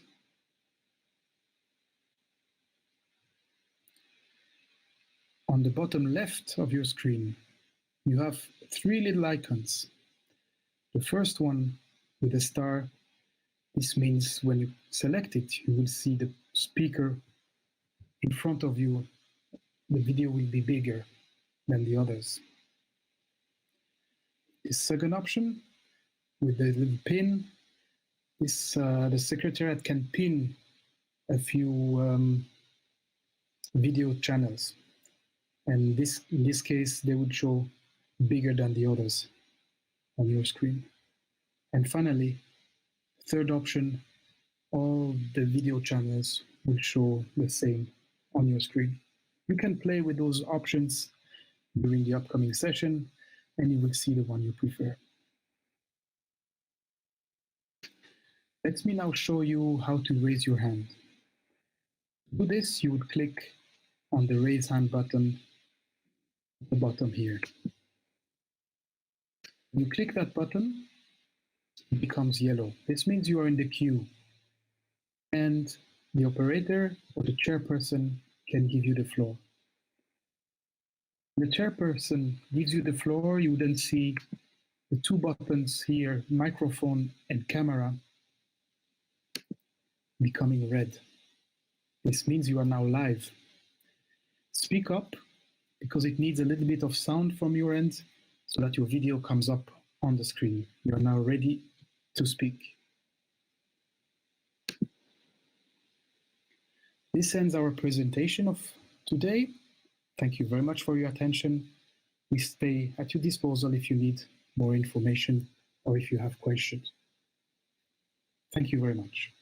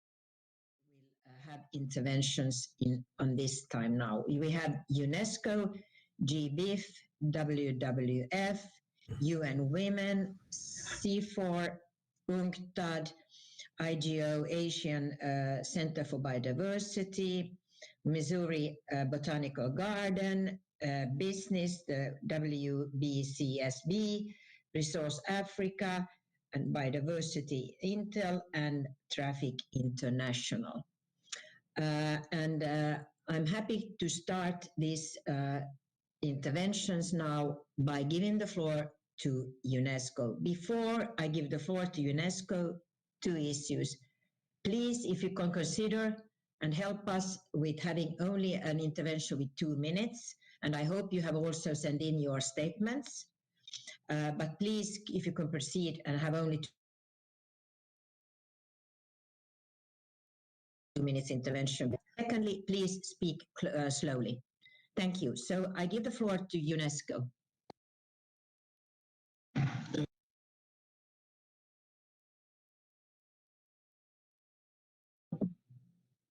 UNESCO, please turn on your microphone. Thank you. UNESCO welcomes the opportunity to provide comments on the post-2020 Global Biodiversity Framework. We welcome that the ongoing negotiations are working towards protecting 30% of the world's surface across land and sea by 2030. UNESCO's 252 World Heritage Sites, 714 biosphere reserves, and 161 global geoparks cover 6% of the Earth landmass and are key tools for achieving the targets of the post-2020 Global Biodiversity Framework. In addition to protecting part of the Earth's surface, UNESCO wishes to mobilize to reconcile humanity with the rest of nature that we are part of. Given the key role biodiversity plays in the economy, health, and our well-being, this means making environmental concerns central to our decisions and actions. In this path towards accelerating the implementation of the SDGs, we must also be innovative, ambitious, and imaginative. We need to devise other ways of inhabiting the Earth, and in particular, we must develop and better manage areas where the conditions are met for respectful relationships between humans and nature, such as in biosphere reserves. As Secretariat to the World Heritage Convention, UNESCO was pleased to participate in the PERN 2 consultation workshops. The importance of valorizing existing indicators and data gathered by the biodiversity-related conventions was stressed by most participants in this meeting. UNESCO recognizes the mutual benefits of conserving natural and cultural diversity and their interdependencies.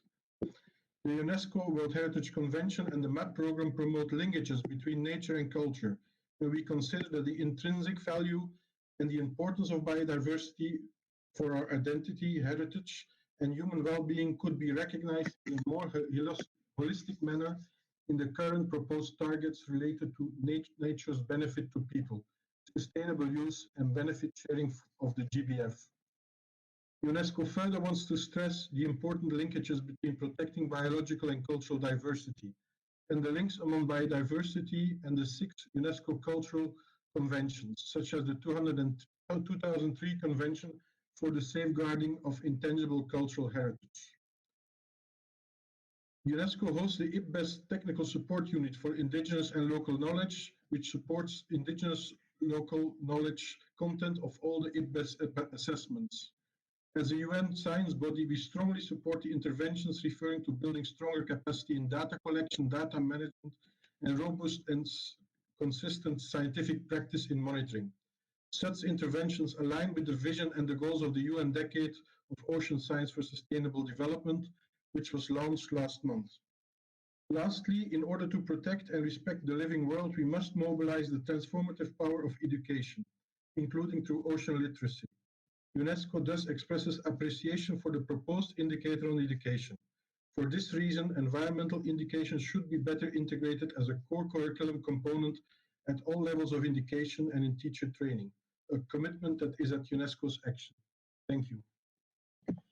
Thank you, UNESCO. And then we will have GBIF followed by WWF. And please speak slowly and also please keep up the timetable with 2 minutes. So I give the floor to GBIF. And your statement, please send it in as well. Thanks. Thank you, Madam Chair. The discussion on the monitoring framework has rightly focused on the indicators that will be essential to track progress towards the goals and targets established through the Global Biodiversity Framework. But it's important to recognize, as several parties have during this session, that the usefulness of the framework will depend critically on the availability and completeness of the data underlying these indicators. This is especially true if the indicators are to be applied at national level, given that current data coverage varies greatly in different countries and regions. Many of the indicators identified in the note from the Executive Secretary rely on availability of data providing the evidence of species occurring in terrestrial, marine, and freshwater habitats, including changes in these occurrences over time.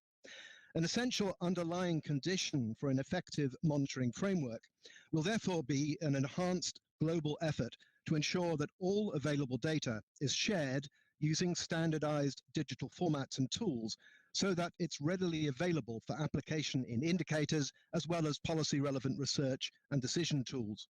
In this regard, the investment of governments in the GBIF data sharing infrastructure has already provided a key resource supporting many existing indicators and enabling development of new ones.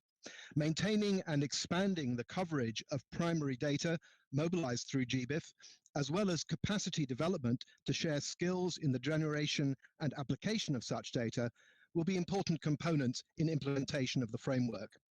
We will continue to work with partners such as GeoBon, UNEP WCMC, IUCN, the Ocean Biodiversity Information System, and many others, including those contributing to the CBD's Global Taxonomy Initiative, to ensure that data flows efficiently to support the monitoring framework.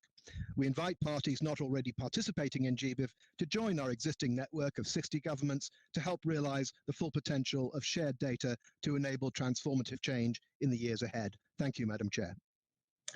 Thank you. And then we go to WWF. Please keep the timetable. And after WWF, we have UN Women. Thank you, Chair. I'm speaking on behalf of BirdLife International, Conservation International, the RSPB, the Nature Conservancy, the Wildlife Conservation Society, and WWF International. The scientific and technical review of the updated goals and targets, as requested by the second meeting of the Open-Ended Working Group, should include an assessment of whether the set of goals and targets is comprehensive and ambitious enough to address the current biodiversity crisis. Putting nature on a path to recovery must lead to a nature-positive world by 2030 if we want to achieve the 2050 vision of living in harmony with nature.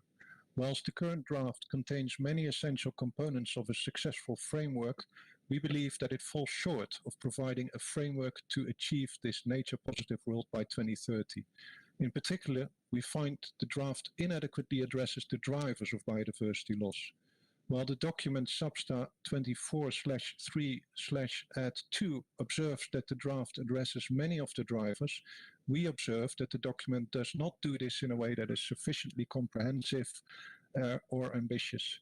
The GBF must explicitly identify the key sectors that drive biodiversity loss and include measurable targets for them. Secondly, the GBF must more effectively integrate governance, human rights, and fair and equitable sharing. The rights-based approach, including a right to a safe, clean and healthy environment, and including the recognition and securing of land rights of indigenous peoples, local communities and women, should be addressed consistently throughout the goals and targets.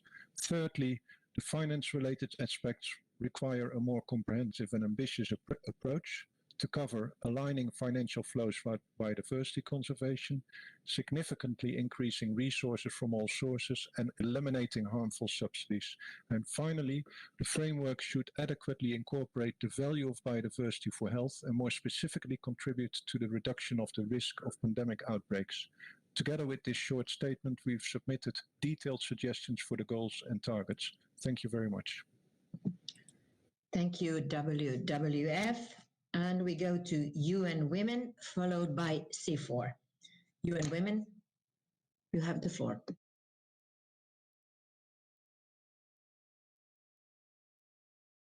Can you hear me?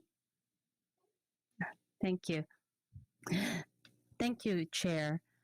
UN Women would like to first underscore 3 key priority areas for advancing gender equality and women's empowerment in the post-2020 framework.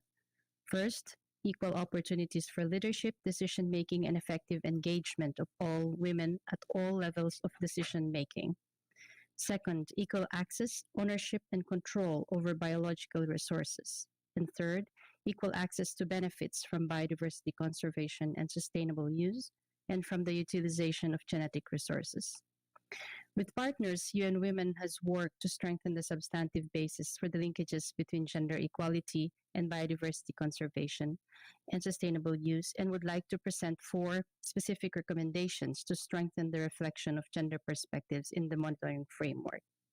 First, the use of gender-specific indicators from the Sustainable Development Goals could be used as a minimum baseline for monitoring progress on equal decision-making and equal rights over resources for women and girls. There are also ongoing efforts in the region, including the Asia-Pacific region, where these specific regions could be included as complementary indicators in the monitoring framework as they become available. Second, integrate gender perspective by disaggregating data by sex for all relevant indicators across the monitoring framework. This suggestion is already reflected in the proposed headline indicators for the post-2020 framework, which contains 6 indicators that could be disaggregated by sex. Third, develop the Gender Plan of Action as an implementation tool for the post-2020 biodiversity framework, including by setting gender-specific indicators that are aligned to the monitoring framework and also that will be aligned with national reporting. Fourth, supporting capacity development on data collection and indicator use. Lastly, on the technical expert group on indicators, UN Women emphasizes the importance of considering gender expertise and women's representation in the group.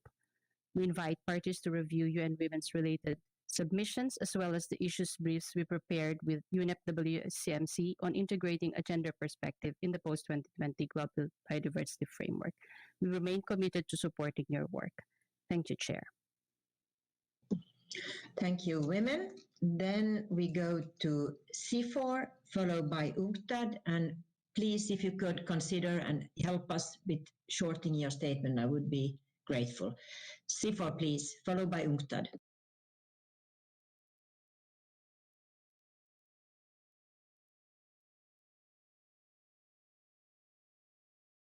Okay. Thank you.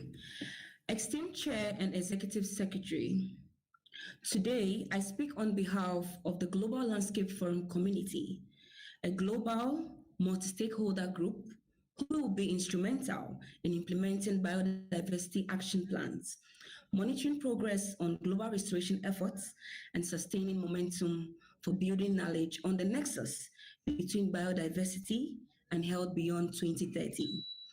To rally global action on the interconnected COVID-19, climate and biodiversity loss crisis, the Global Landscape Forum recently facilitated dialogue between key actors who share interests in responding to ongoing global issues related to conservation, ecosystem restoration, and public health.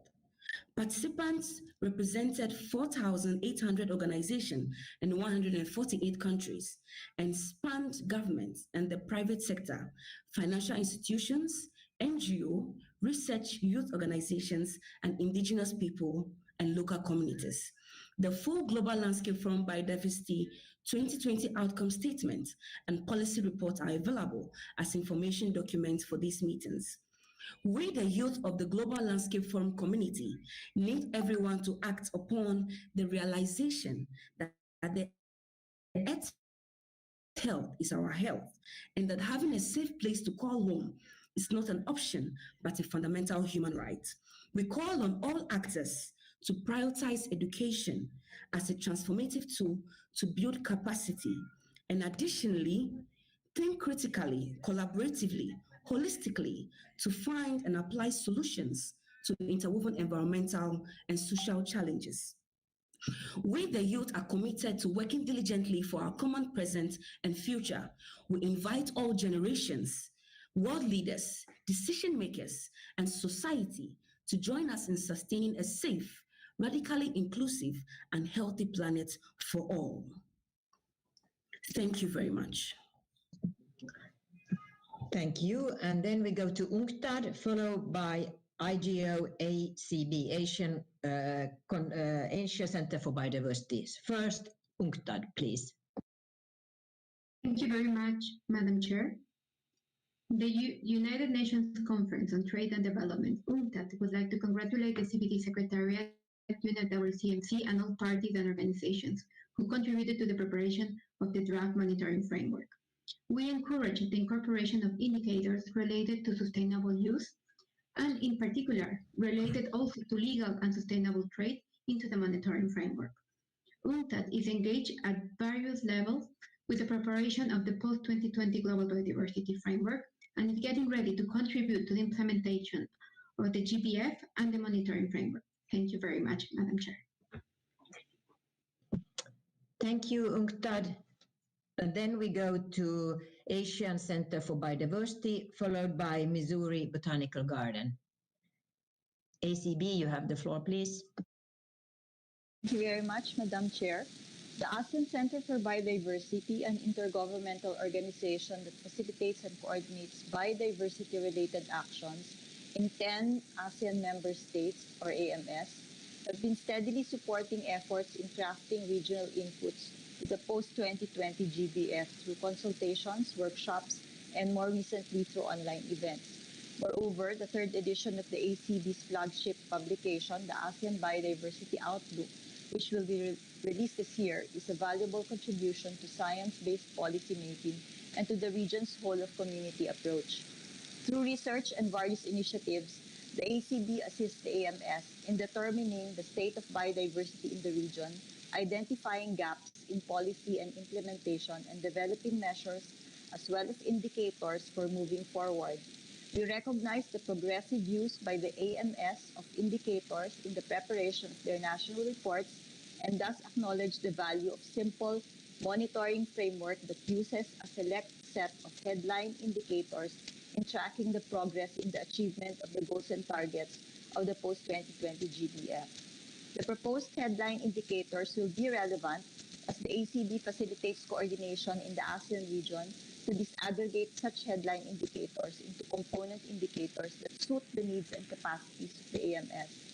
The ACB remains steadfast in assisting the AMS with the support of ASEAN's dialogue and development partners such as the EU, Germany, Japan, Republic of Korea, India, and others.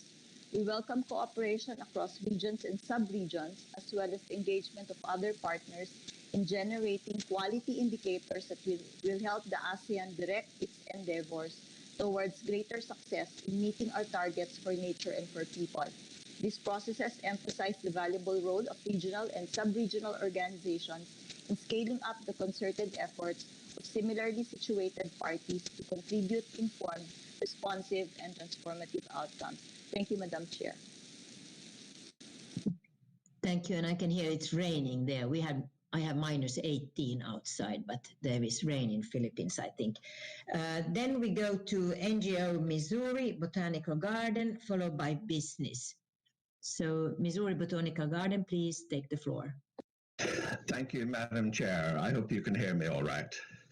I'm speaking on behalf of the Global Partnership for Plant Conservation, which is a partnership of many of the world's leading botanical and plant conservation organizations. The partnership was created in 2004 to support the implementation of the Convention's Global Strategy for Plant Conservation, the GSPC. Over the years, the GSPC has involved thousands of plant conservationists in the CBD process, engaging their efforts often at community level and aligning their actions with priorities at national levels. We welcome the Plant Conservation Report 2020 and the summary that was included in the Global Biodiversity Outlook 5. These highlighted considerable progress made in plant conservation efforts worldwide, including a World Flora Online and extensive new red listing of threatened plant species, especially trees, and related conservation efforts. We want to draw particular attention to the important role that the GSPC has played in mobilizing action amongst a wide range of stakeholders in relation to plant conservation, and also towards the achievement of several Aichi targets and objectives of the Strategic Plan for Biodiversity over the last decade. We wish to record, therefore, our support for the development of a post-2020 global strategy for plant conservation. We urge that it be developed and aligned fully with the post-2020 global biodiversity framework, specifying specific sub-targets or components where appropriate. We hope that proposals can be brought and put forward in place by the Executive Secretary in consultation with the SBSTTA co-chairs and subsequently brought for consideration by COP15. Thank you very much, Madam Chair. Thank you, Missouri. And then we go to the business, followed by Resource Africa. So I ask the floor for business, WBCSB, please, and then Resource Africa after that. Thanks. I'm making this statement on behalf of the Business for Nature Coalition. Current economic and business practices are putting nature under ever-increasing pressure. The private sector therefore has the responsibility to co-lead the transformation needed. While parties are responsible for the implementation of the post-2020 framework, its objective can only be achieved with the meaningful and constructive contribution of businesses. Business for Nature believes this will only happen if the framework explicitly recognizes the role of business in achieving the framework's mission and goals. More than 700 companies are calling now on governments to adopt policies to reverse nature loss by 2030. We believe that this objective should be reflected in the mission of the framework to give a clear direction and a global goal for all to act. Business for Nature appreciates SBSTTA's guidance on the development of the monitoring framework. We must learn from the experience of the Aichi targets. The new framework and its monitoring framework is an opportunity to address these shortcomings, and it will only be successful if the 2030 targets are smart, relevant, and actionable by all actors, including by businesses.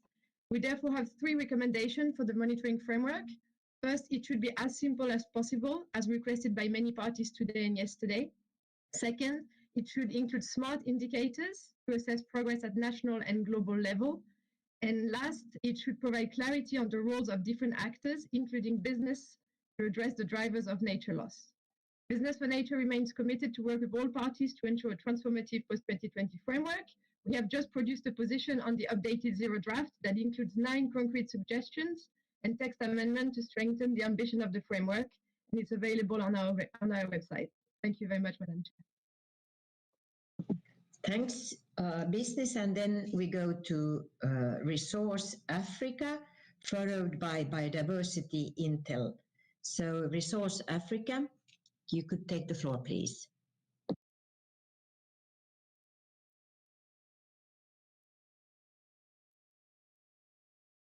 Madam Chair, and thank you. On behalf of the Community Leadership Network for Southern Africa, which represents millions of rural people in 9 Southern African development countries, we commend the work of the Conference of Parties of the Convention on Biological Diversity for providing a platform for discussion and active engagement of relevant stakeholders. We would like to emphasize the necessity of framing conservation and sustainable use as an issue of human rights in all aspects of global biodiversity framework if social and environmental justice is to be achieved and the global biodiversity framework is to become a tool for truly transformational change. Only by embracing new principles such as the rights-based approaches to conservation and sustainable use and enabling new agents approaches to conservation and sustainable use and enabling new agents of change, notably those rural communities whose lives depend on sustainable natural resource management will be truly transformative change that is required post-COVID be achieved. Indigenous people and local communities' rights to sustainably use the natural resources on which our livelihoods depend must be respected, upheld, and strengthened, including our rights to engage in policy forums where decisions affecting these rights are made. Of immediate concern, the paucity of lack of clear framing of sustainable use as a human right in targets 4 and 8 may justify a strategy for conservation by states that includes indigenous and local populations and community groups from access and use of natural resources. Target 15, dealing with unsustainable consumption, is unhelpful without a human rights approach, as it does not distinguish between the poor and the rich, the South and the North, and may therefore encourage a situation whereby the rich has alternative choices while the poor becomes further marginalized and deprived. The reference in Target 20 to the consideration of rights of indigenous peoples and local communities, women, girls, as well as youth over natural resources is weak. It is premised on national circumstances which indirectly may motivate states to act as they wish. Thank you so much, Madam Chair. Thank you, Resource Africa. Then we have the two last interventions by Biodiversity Intel L and Traffic International. IGO Biodiversity, please take the floor.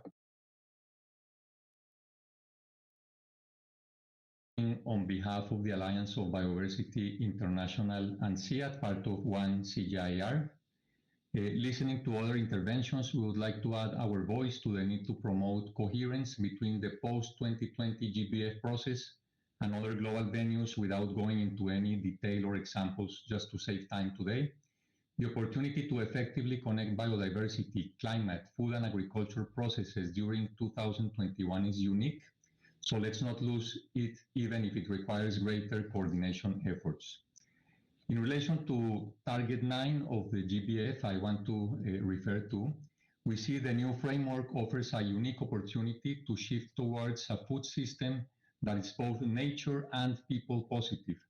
And this means emphasizing action to promote the sustainable use of biodiversity in human-managed ecosystems to meet people's needs and support conservation goals. To do so, we need to embed an ambitious target on food systems in the new framework.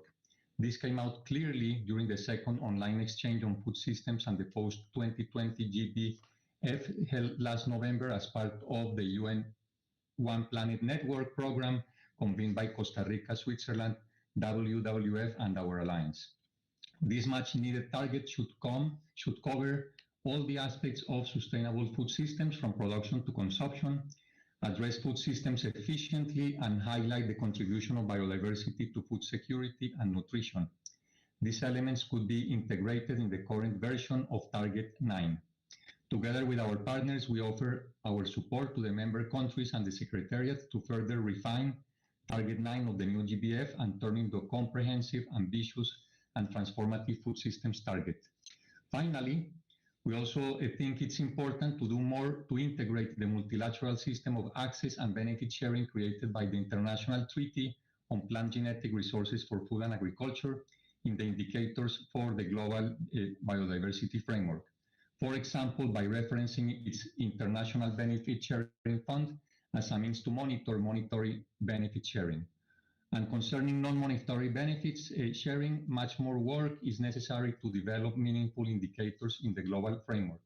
We would like to suggest that SBSTTA supports further work on developing such indicators in coordination with the Secretariat of the Treaty, the Commission of Genetic Resources for Food and Agriculture, and interested parties.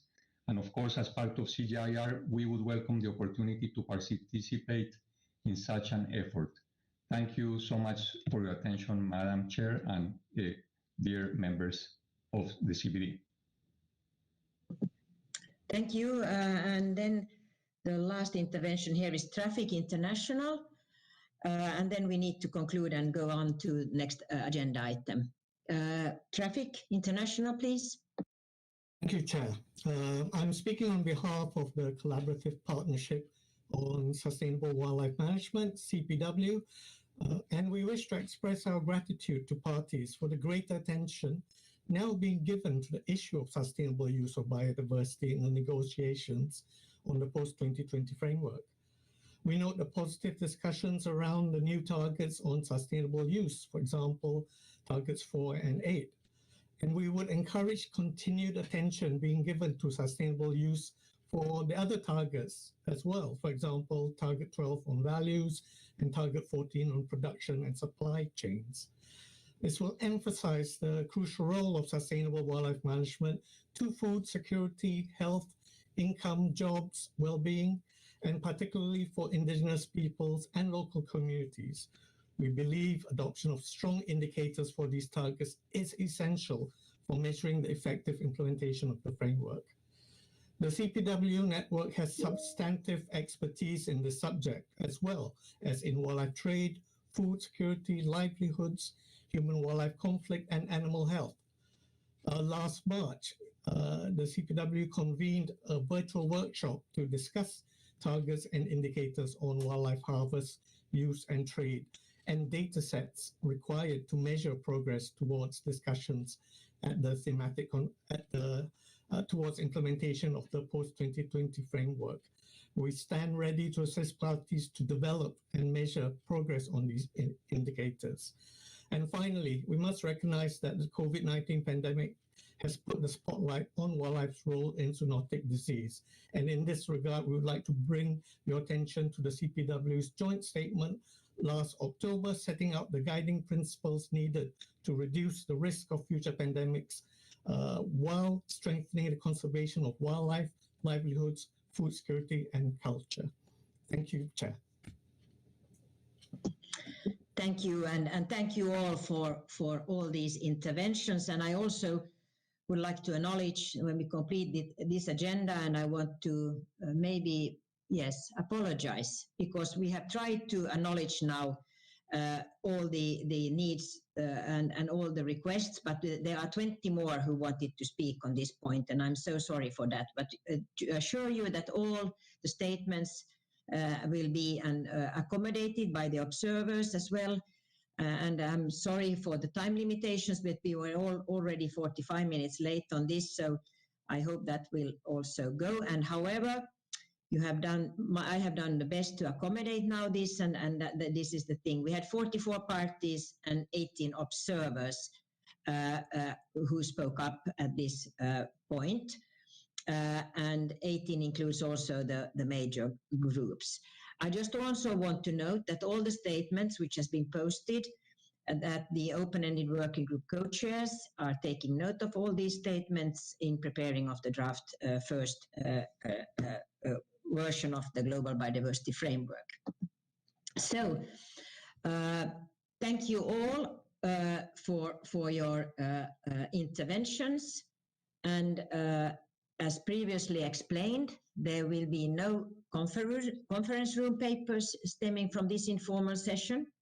And together with the chair of SBSTTA, Ezekiel, the secretariat, Sasha, David, and all behind the scenes, we will prepare a short procedure report on the informal session, and noting all these parties' interventions and observers' interventions here. We will now reconvene, and we will go to the next agenda item on synthetic biology in the session chaired by my colleague, Mr. Gaute Vogt Hansen. And I thank you and my colleagues in the Bureau for giving me the opportunity to chair this session, and I thank you all for your cooperation.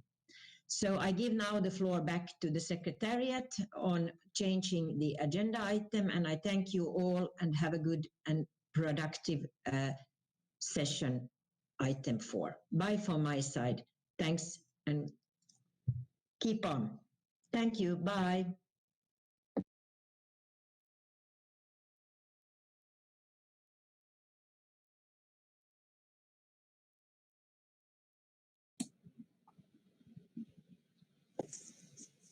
Chair or Secretariat, I think you need to take the floor. I think that Gaute now needs to connect and take over chairing the meeting.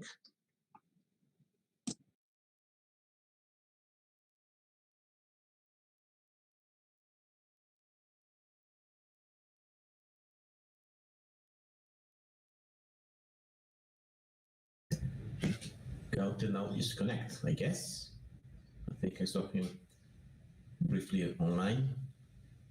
And we'll Bureau member from Norway will be helping us to conduct this new agenda item on synthetic biology.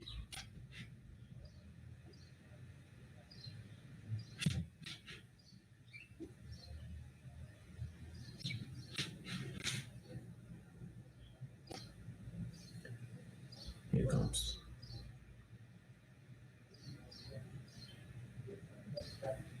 Please speak, Gaute.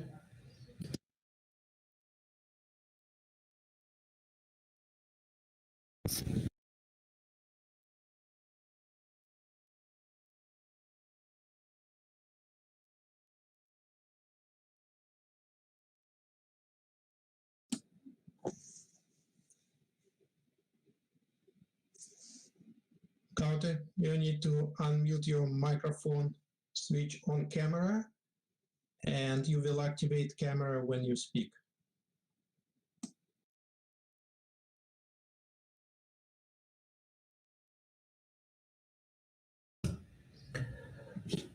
Well, while my colleague Gaute fix these problems of communication, let's take the best of our time and move on the presentation by the Secretariat to introduce agenda item 4 on synthetic biology. So I give the floor to Secretariat for the presentation. Thank you, Chair. On item 4, the Secretariat has prepared document CBD/SABSTA/24/4 Rev 1 Synthetic Biology to report on activities taken pursuant to Decision 1419. The document has 5 sections that together present a background from Decision 1419, an overview of the processes of submissions, the online forum, and the meeting of the ATEC, a summary of activities undertaken by the Secretariat in response to Decision 1419, considerations for new and emerging issues and associated criteria, and finally, a draft recommendation for consideration by the subsidiary body on scientific, technical, and technological advice. This document is complemented by 4 information documents. As you can see on the screen, these documents include the report of the ATEC, synthesis of the submissions, and synthesis of the discussions of the online forum, and also a list of bibliographic references that have been prepared. The subsidiary body is invited to consider these documents and provide a recommendation to the Conference of the Parties at its 15th meeting, amongst other things, on the relationship between synthetic biology and the criteria for new and emerging issues. Thank you, Chair. Thank you very much, Secretariat. I don't know if my colleague Gaute can now speak. Can you try? Gaute? Hello? Yes, we can hear you, Gaute. Oh, that's good. Excellent. I'm trying to get my camera on, and while we do that,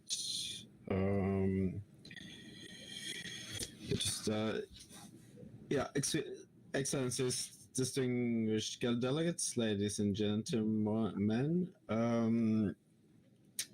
So we already had the introduction from the Secretariat. So I will now open the floor for interventions on SBSTTA-24, Agenda Item 4, Synthetic Biology, starting with regional groups, followed by parties, non-parties, and then observers.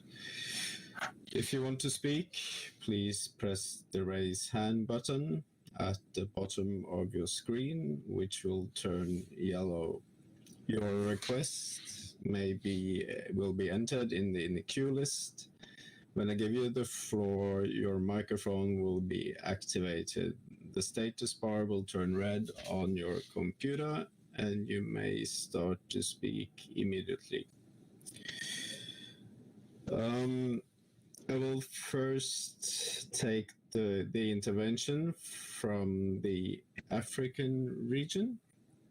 That is Ethiopia. You have the floor.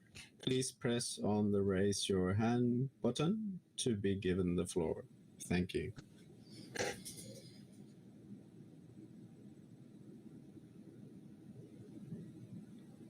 Thank you, Mr. Chair. Do you hear me? Yes. Yeah.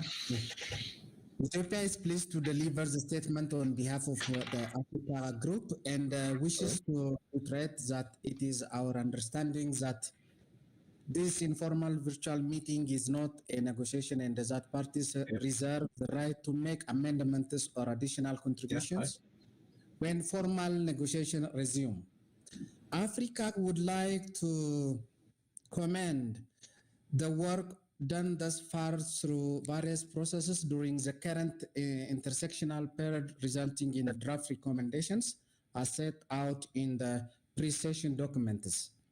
Synthetic biology is a cross-cutting issue that related to the three objectives of the Convention on Biological Diversity and its protocol, the Cartagena Protocol on Biosafety and the Nagoya Protocol on Access and Benefit Sharing. Africa wishes to highlight the importance mentioned by the ATEC on synthetic biology, that the issue of digital sequence information on genetic resources and the fair and equitable benefit sharing is now being considered through the process set out in Decision 14/20. In view of this, Africa calls for the substantive matters related to DSI to be fully addressed through that process, and Africa agrees with ATEC that the issue is relevant to synthetic biology and human and economic well-being. Africa supports the approach of grouping new technological developments into thematic trends that could inform a process for horizon scanning and assessment, while acknowledging that some identified technological trends may not in themselves be synthetic biology.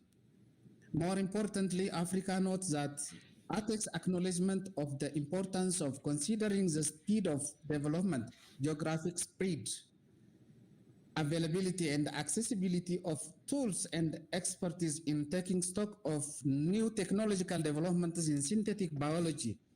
Africa therefore calls for prioritization of better communication and information sharing amongst parties, possibly via the Biosafety Clearinghouse mechanism. Africa notes the discussions and the recommendations on the options for regular horizon scanning, monitoring, and accessing of developments. The proposed establishment of a multidisciplinary technical expert group on synthetic biology requires further reflection to avoid creating a process that would fail to deliver on its mandate. It is important to be guided by the history of resource constraints that had hampered the work of various ATECs. It is also equally important to reflect on whether the proposed mode of constituting the multidisciplinary technical expert group would deliver a result that ensures the right composition. On the issue of whether some synthetic biology organisms may fall outside the definition of LMOs as per the Cartagena Protocol, Africa noticed that ATEC worked on the basis of the operational definition of synthetic biology, which the Conference of the Parties had acknowledged in Decision 13/7 paragraph 4 and considered useful as starting point for the purpose of facilitating scientific and technical deliberation under the Convention and its protocols.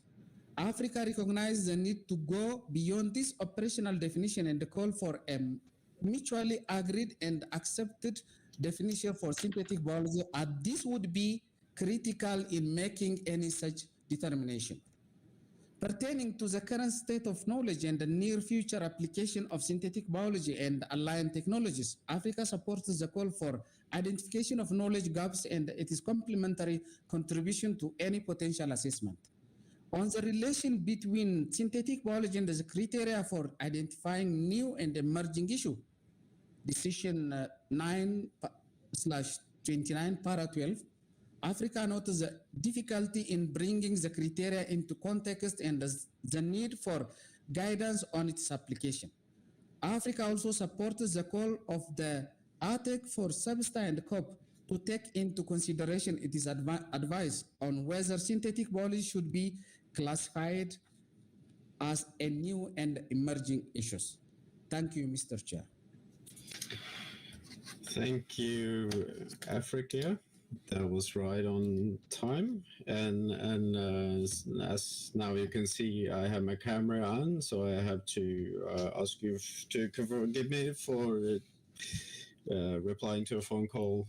There was a look behind the curtains because we were trying to fix this technical issue, but it seems to be working. So next on my list is Central and Eastern Europe, Belarus. You have the floor. Please press the raise your hand button to be given the floor. Thank you. Thank you, Chair. Dear Chair, ladies and gentlemen, allow me to address the statement on behalf of the Central and Eastern Europe region. We would like to thank Secretariat for preparing document CBD/substa/24/4/1.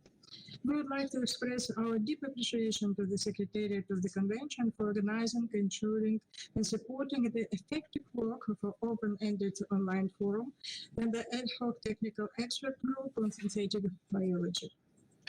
The CE region welcomes the suggested recommendations of the document on synthetic biology and support them to be adopted by SBSTTA and submitted to the Conference of the Parties at its 15th meeting. The CE region would like to support the need for further work of this ARTEC group on synthetic biology.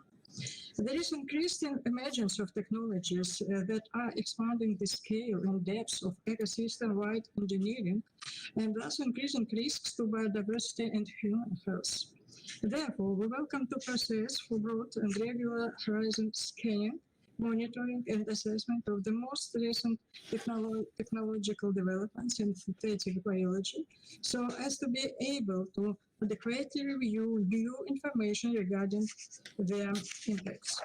We stress the need for the multidisciplinary technical expert group on synthetic biology to support this process, to incorporate the expertise needed to cover the increasing diversity of developments that are rapidly expanding in different fields, and fully take into account human and animal health, cultural and socio-economic impacts, etc. The horizon scan, monitoring and assessment process should be informed by the trends in new technological developments identified by the ARTEC on synthetic biology. The multidisciplinary technical expert group should review and assess these new technological developments in synthetic biology as well as synthetic biology applications that are in early stages of research and development vis-à-vis the three objectives of the Convention. We would like to note that research and development on organisms containing engineered gene drives is processing, and reiterate that the organisms that are developed by gene drive technology and intended for release into the environment, or which may be a subject of unintentional release, have the potential to result in an irreversible impact on biodiversity.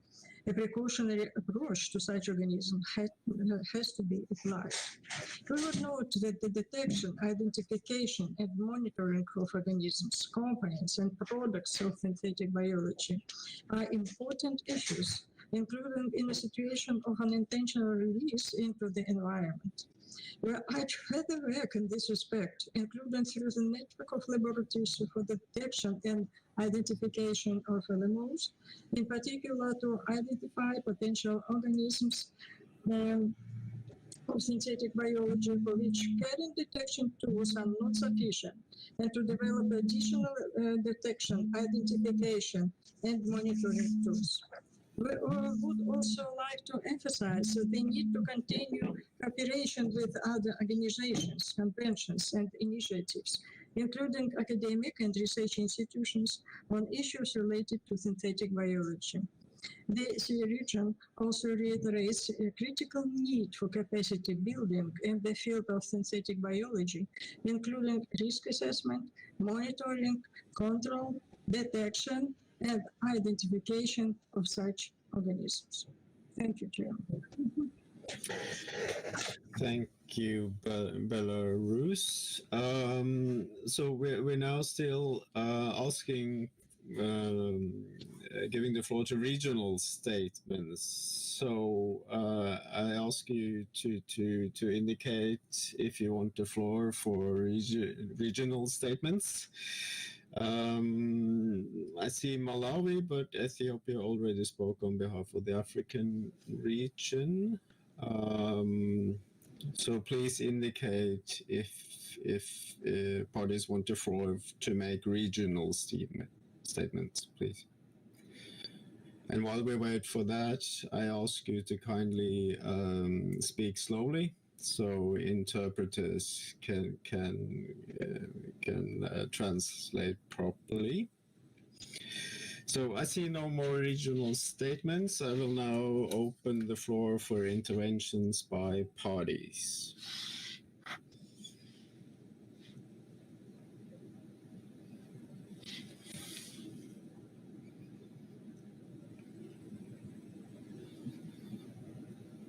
So let's just wait a few seconds until we have the order of parties.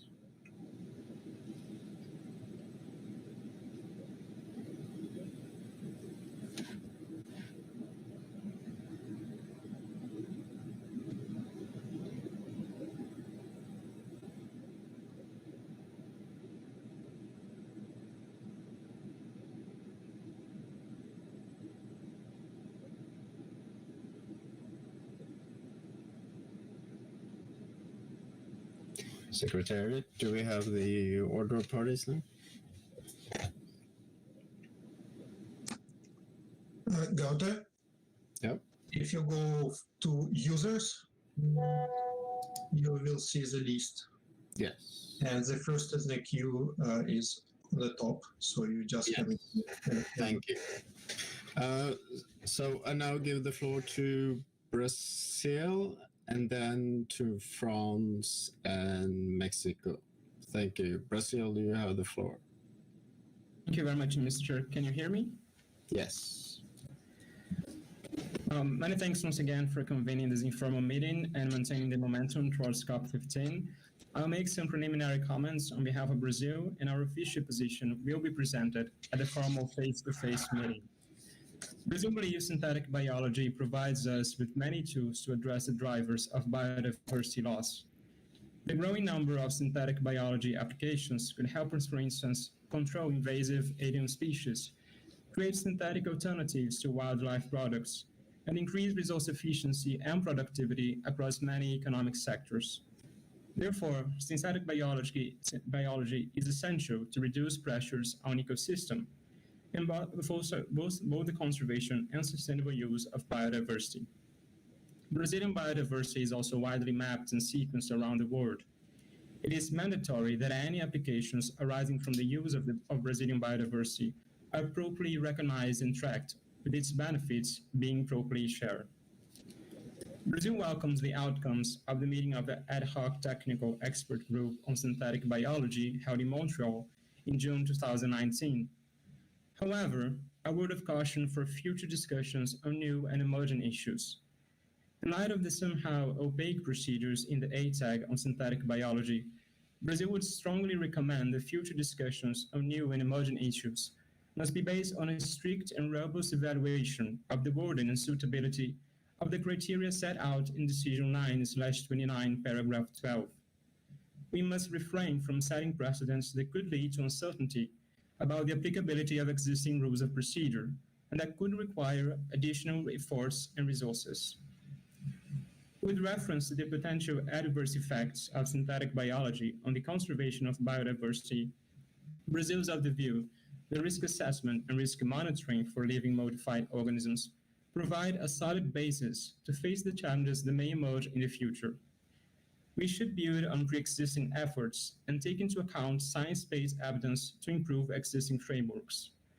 Finally, but no less importantly, international discussions about synthetic biology cannot disregard the need to increase transfer of technology to developing countries and strengthen scientific cooperation. To tap into the benefits of synthetic biology while improving risk assessment capacities, we will need to make sure that the best available methods and expertise are easily accessible for all parties of the Convention. If we are to achieve a balanced and comprehensive understanding of the impacts of synthetic biology, we will need to address the capacity gaps of developing countries. We look forward to contributing to further discussions on this topic. Many thanks, Mr. Chair. Thank you, Brazil. Sorry, I was muted. Now, France. France, the floor is yours. Merci beaucoup, Monsieur le Président. Thank you very much, Chair. France supports the process of broad and regular horizon scanning, monitoring and assessing of the most recent technological developments in synthetic biology. We thank the Secretariat for working paper 24/4, which France considers to be a good starting point. We support a coordinated approach between the Convention and its protocols on the issues of synthetic biology. France proposes that mention be made once again in the draft recommendation of paragraphs 9 to 11 of Decision 14/19 and reminds all of the importance of addressing the uncertainties around organisms modified by gene drives and thus to adopt a precautionary approach in line with the 3 objectives of the Convention. We support a horizon scanning process enabling assessment and identification of potential impacts of synthetic biology on the 3 Convention objectives and those of the Cartagena and Nagoya protocols. We also subscribe to the stages proposed for the horizon scanning process.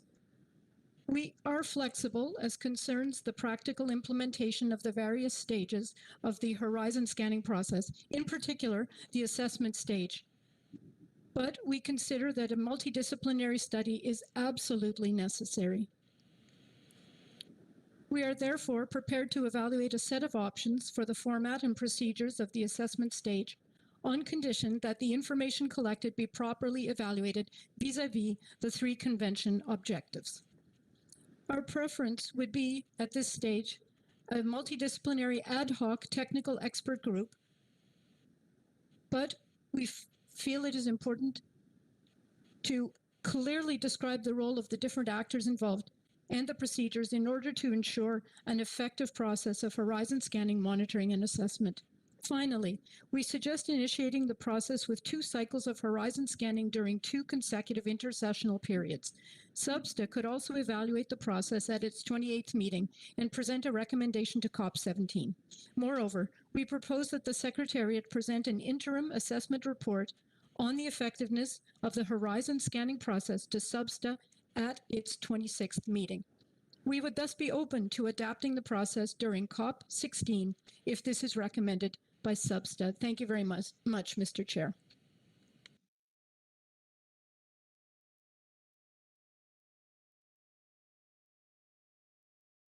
Gaude, you are muted. Unmute yourself. Yes, thank you, Secretariat. I was indeed muted. Thank you, France. Next on my list is Mexico, followed by Australia and New Zealand. Gracias, señor presidente. Thank you, Chair. Mexico welcomes and recognizes the work carried out by the ATEC, as well as the contributions of the parties and organizations when developing this topic, to which we've already devoted several years of discussions.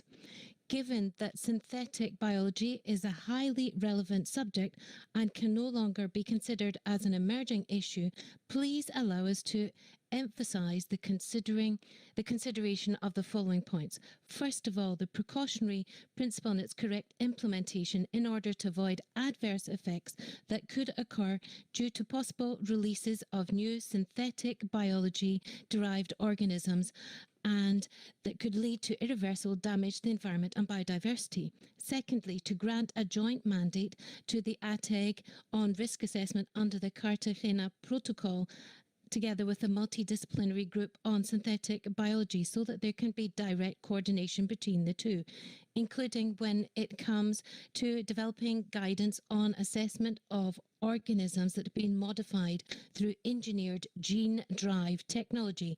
Thirdly, ensure communication and effective participation of IPLCs in the decision-making processes related with the developments derived from synthetic biology. Finally, we request strengthening of the synergies with the WHO and the FAO when it comes to the subjects of health and agriculture, given their impact on biodiversity. Thus, we very much welcome the joint processes underway between UNEP and the IUCN. Thank you, Chair. Mexico. Next on my list is Australia, followed by New Zealand and Canada. Australia, the floor is yours. Hi, am I coming through? Yes, loud and clear. Thank you, Chair. Australia appreciates the need to have robust processes in place for assessing new developments in modern biotechnology, including horizon scanning, monitoring and assessments of developments in synthetic biology. Australia has strong legislative and regulatory frameworks in place to manage the risks associated with modern biotechnology, including synthetic biology. Australia notes the positive contribution that can be made by voluntary guidance in supporting parties to establish robust and effective frameworks. However, Australia would like to reiterate our position that in an already resource-constrained environment, it is important that work undertaken under the CBD remains focused without adding unnecessarily to an already demanding work program. The 7 criteria for new and emerging issues were established to stop the proliferation of topics coming up under the Convention. Maintaining the integrity of this process is essential in ensuring that the work of the Convention is managed in a transparent and consistent manner. With that in mind, we acknowledge the 2019 RTAG on synthetic biology's assessment of the relationship between synthetic biology and the agreed criteria. Taking into account their findings, Australia's assessment remains that synthetic biology does not meet the 7 new and emerging criteria. As we move closer to agreeing the new global biodiversity framework, it will become increasingly important to maintain focus on existing commitments and tasks. As such, we must ensure assessments of emergent issues under the CBD are conducted against established and agreed processes to avoid setting an unfavourable precedent. It is important that we do not undermine future efforts to add new issues to the Convention's agenda in a transparent way and with the agreement of all parties. Thank you, Chair. Thank you, Australia. Next on my list is New Zealand, followed by Canada and Norway. New Zealand, you have the floor. Thank you, Chair. Can everyone hear me? Yes, loud and clear. Great. New Zealand thanks the OTAG and the Secretariat for their efforts leading to this draft decision. However, at this stage, we wish to raise a few points regarding the proposed multidisciplinary technical expert group and its terms of reference. Although it uses a new name, the proposed multidisciplinary technical expert group is an OTAG. This is alluded to in paragraph 2 of the draft decision, in that the membership of the proposed multidisciplinary group is to be selected in accordance with the Section H of the Consolidated Modus Operandi of the substep. Section H describes the establishment of the ad hoc technical expert groups. Indeed, the Consolidated Modus Operandi of the substep only allows the creation of OTAGs. To ensure future clarity that the substep is recommending the creation of a new OTAG, we suggest that the proposed multidisciplinary expert group be identified as a multidisciplinary OTAG if the multidisciplinary nature of the group must be emphasized. To accomplish this, we propose the insertion of the words ad hoc after multidisciplinary at all points in the draft decision, Annex 2, and Table 1 of Annex 2. Further to this point, Section H also states that the ad hoc technical expert groups must be of limited duration. Thus, we suggest the addition of a new paragraph 5 to the draft Annex 2, Part B, requiring the periodic review of the continuing need for the existence of the group. We disagree with the proposed move of commissioning technology assessment exercises and/or collaborative activities from Step C to Step A in Table 1 of Annex 2 as was explained in footnote 21 of CBD/SBSTTA-24/4 Rev.1. The initial commissioned technology assessment reports called for in the assessment step of the multidisciplinary ATEG's terms of reference appears to be unnecessarily duplicative to the responsibilities of the multidisciplinary ATEG for technology assessment. If a commissioned technology report is required, it should only be authorized if the multidisciplinary ATEG decides it lacks sufficient capacity and/or expertise to carry out the assessment itself and requests such reports to be commissioned by the Secretariat. Therefore, we suggest the commissioning of technology assessments be moved to the assessment section of Table 1 and Annex 2, as was recommended by the ATEG in the report of its outcomes. We are, of course, happy to share all of our proposed text changes in the interests of transparency. Thank you very much for your time. Thank you, New Zealand. Next on my list is Canada. Canada, please, the floor is yours. I hope you can hear me well. Yes, if you can try to turn up your volume a bit. Is it better now? Yes, go ahead. Thank you. Thank you, Chair. Canada agrees with the proposal to develop a process for horizon scanning, monitoring, and assessment to determine any impacts of organisms, components, and products resulting that could be relevant to the objectives of the Convention and its protocols, in particular, threats of significant reduction or loss of biological diversity due to the rapid advancement of the field. The process should be primarily science-based. Canada is generally supportive of the ATEG's recommendation to establish a multidisciplinary technical expert group. However, Canada seeks clarification on the proposed MTEG and requests the Executive Secretary to provide an updated document with the scope, purpose, pros and cons of the MTEG, should this be chosen as the path forward, and how the MTEG differs from the ATEG, including how long such an MTEG would continue its work. Canada also wishes to inquire whether the ATEG, having the experience of performing such a scan, should perform this work. Canada's view is that MTEG should remain consistent with COP Decision 10/40, paragraph C3, and with COP Decision 14/19, paragraph 17E, including Indigenous peoples and local communities. Canada agrees with the proposal to use the development trends identified by the 2019 ATEG to inform this process and acknowledges the importance of horizon scanning, monitoring, and assessment of technological developments in synthetic biology. However, a complete list of trends that will inform the horizon scanning, monitoring, and assessment process should be made available before resources are committed. Subject to available funding, Canada also supports the MTEG with online discussions and to consider the outcomes of MTEG's work in making recommendations for COP16.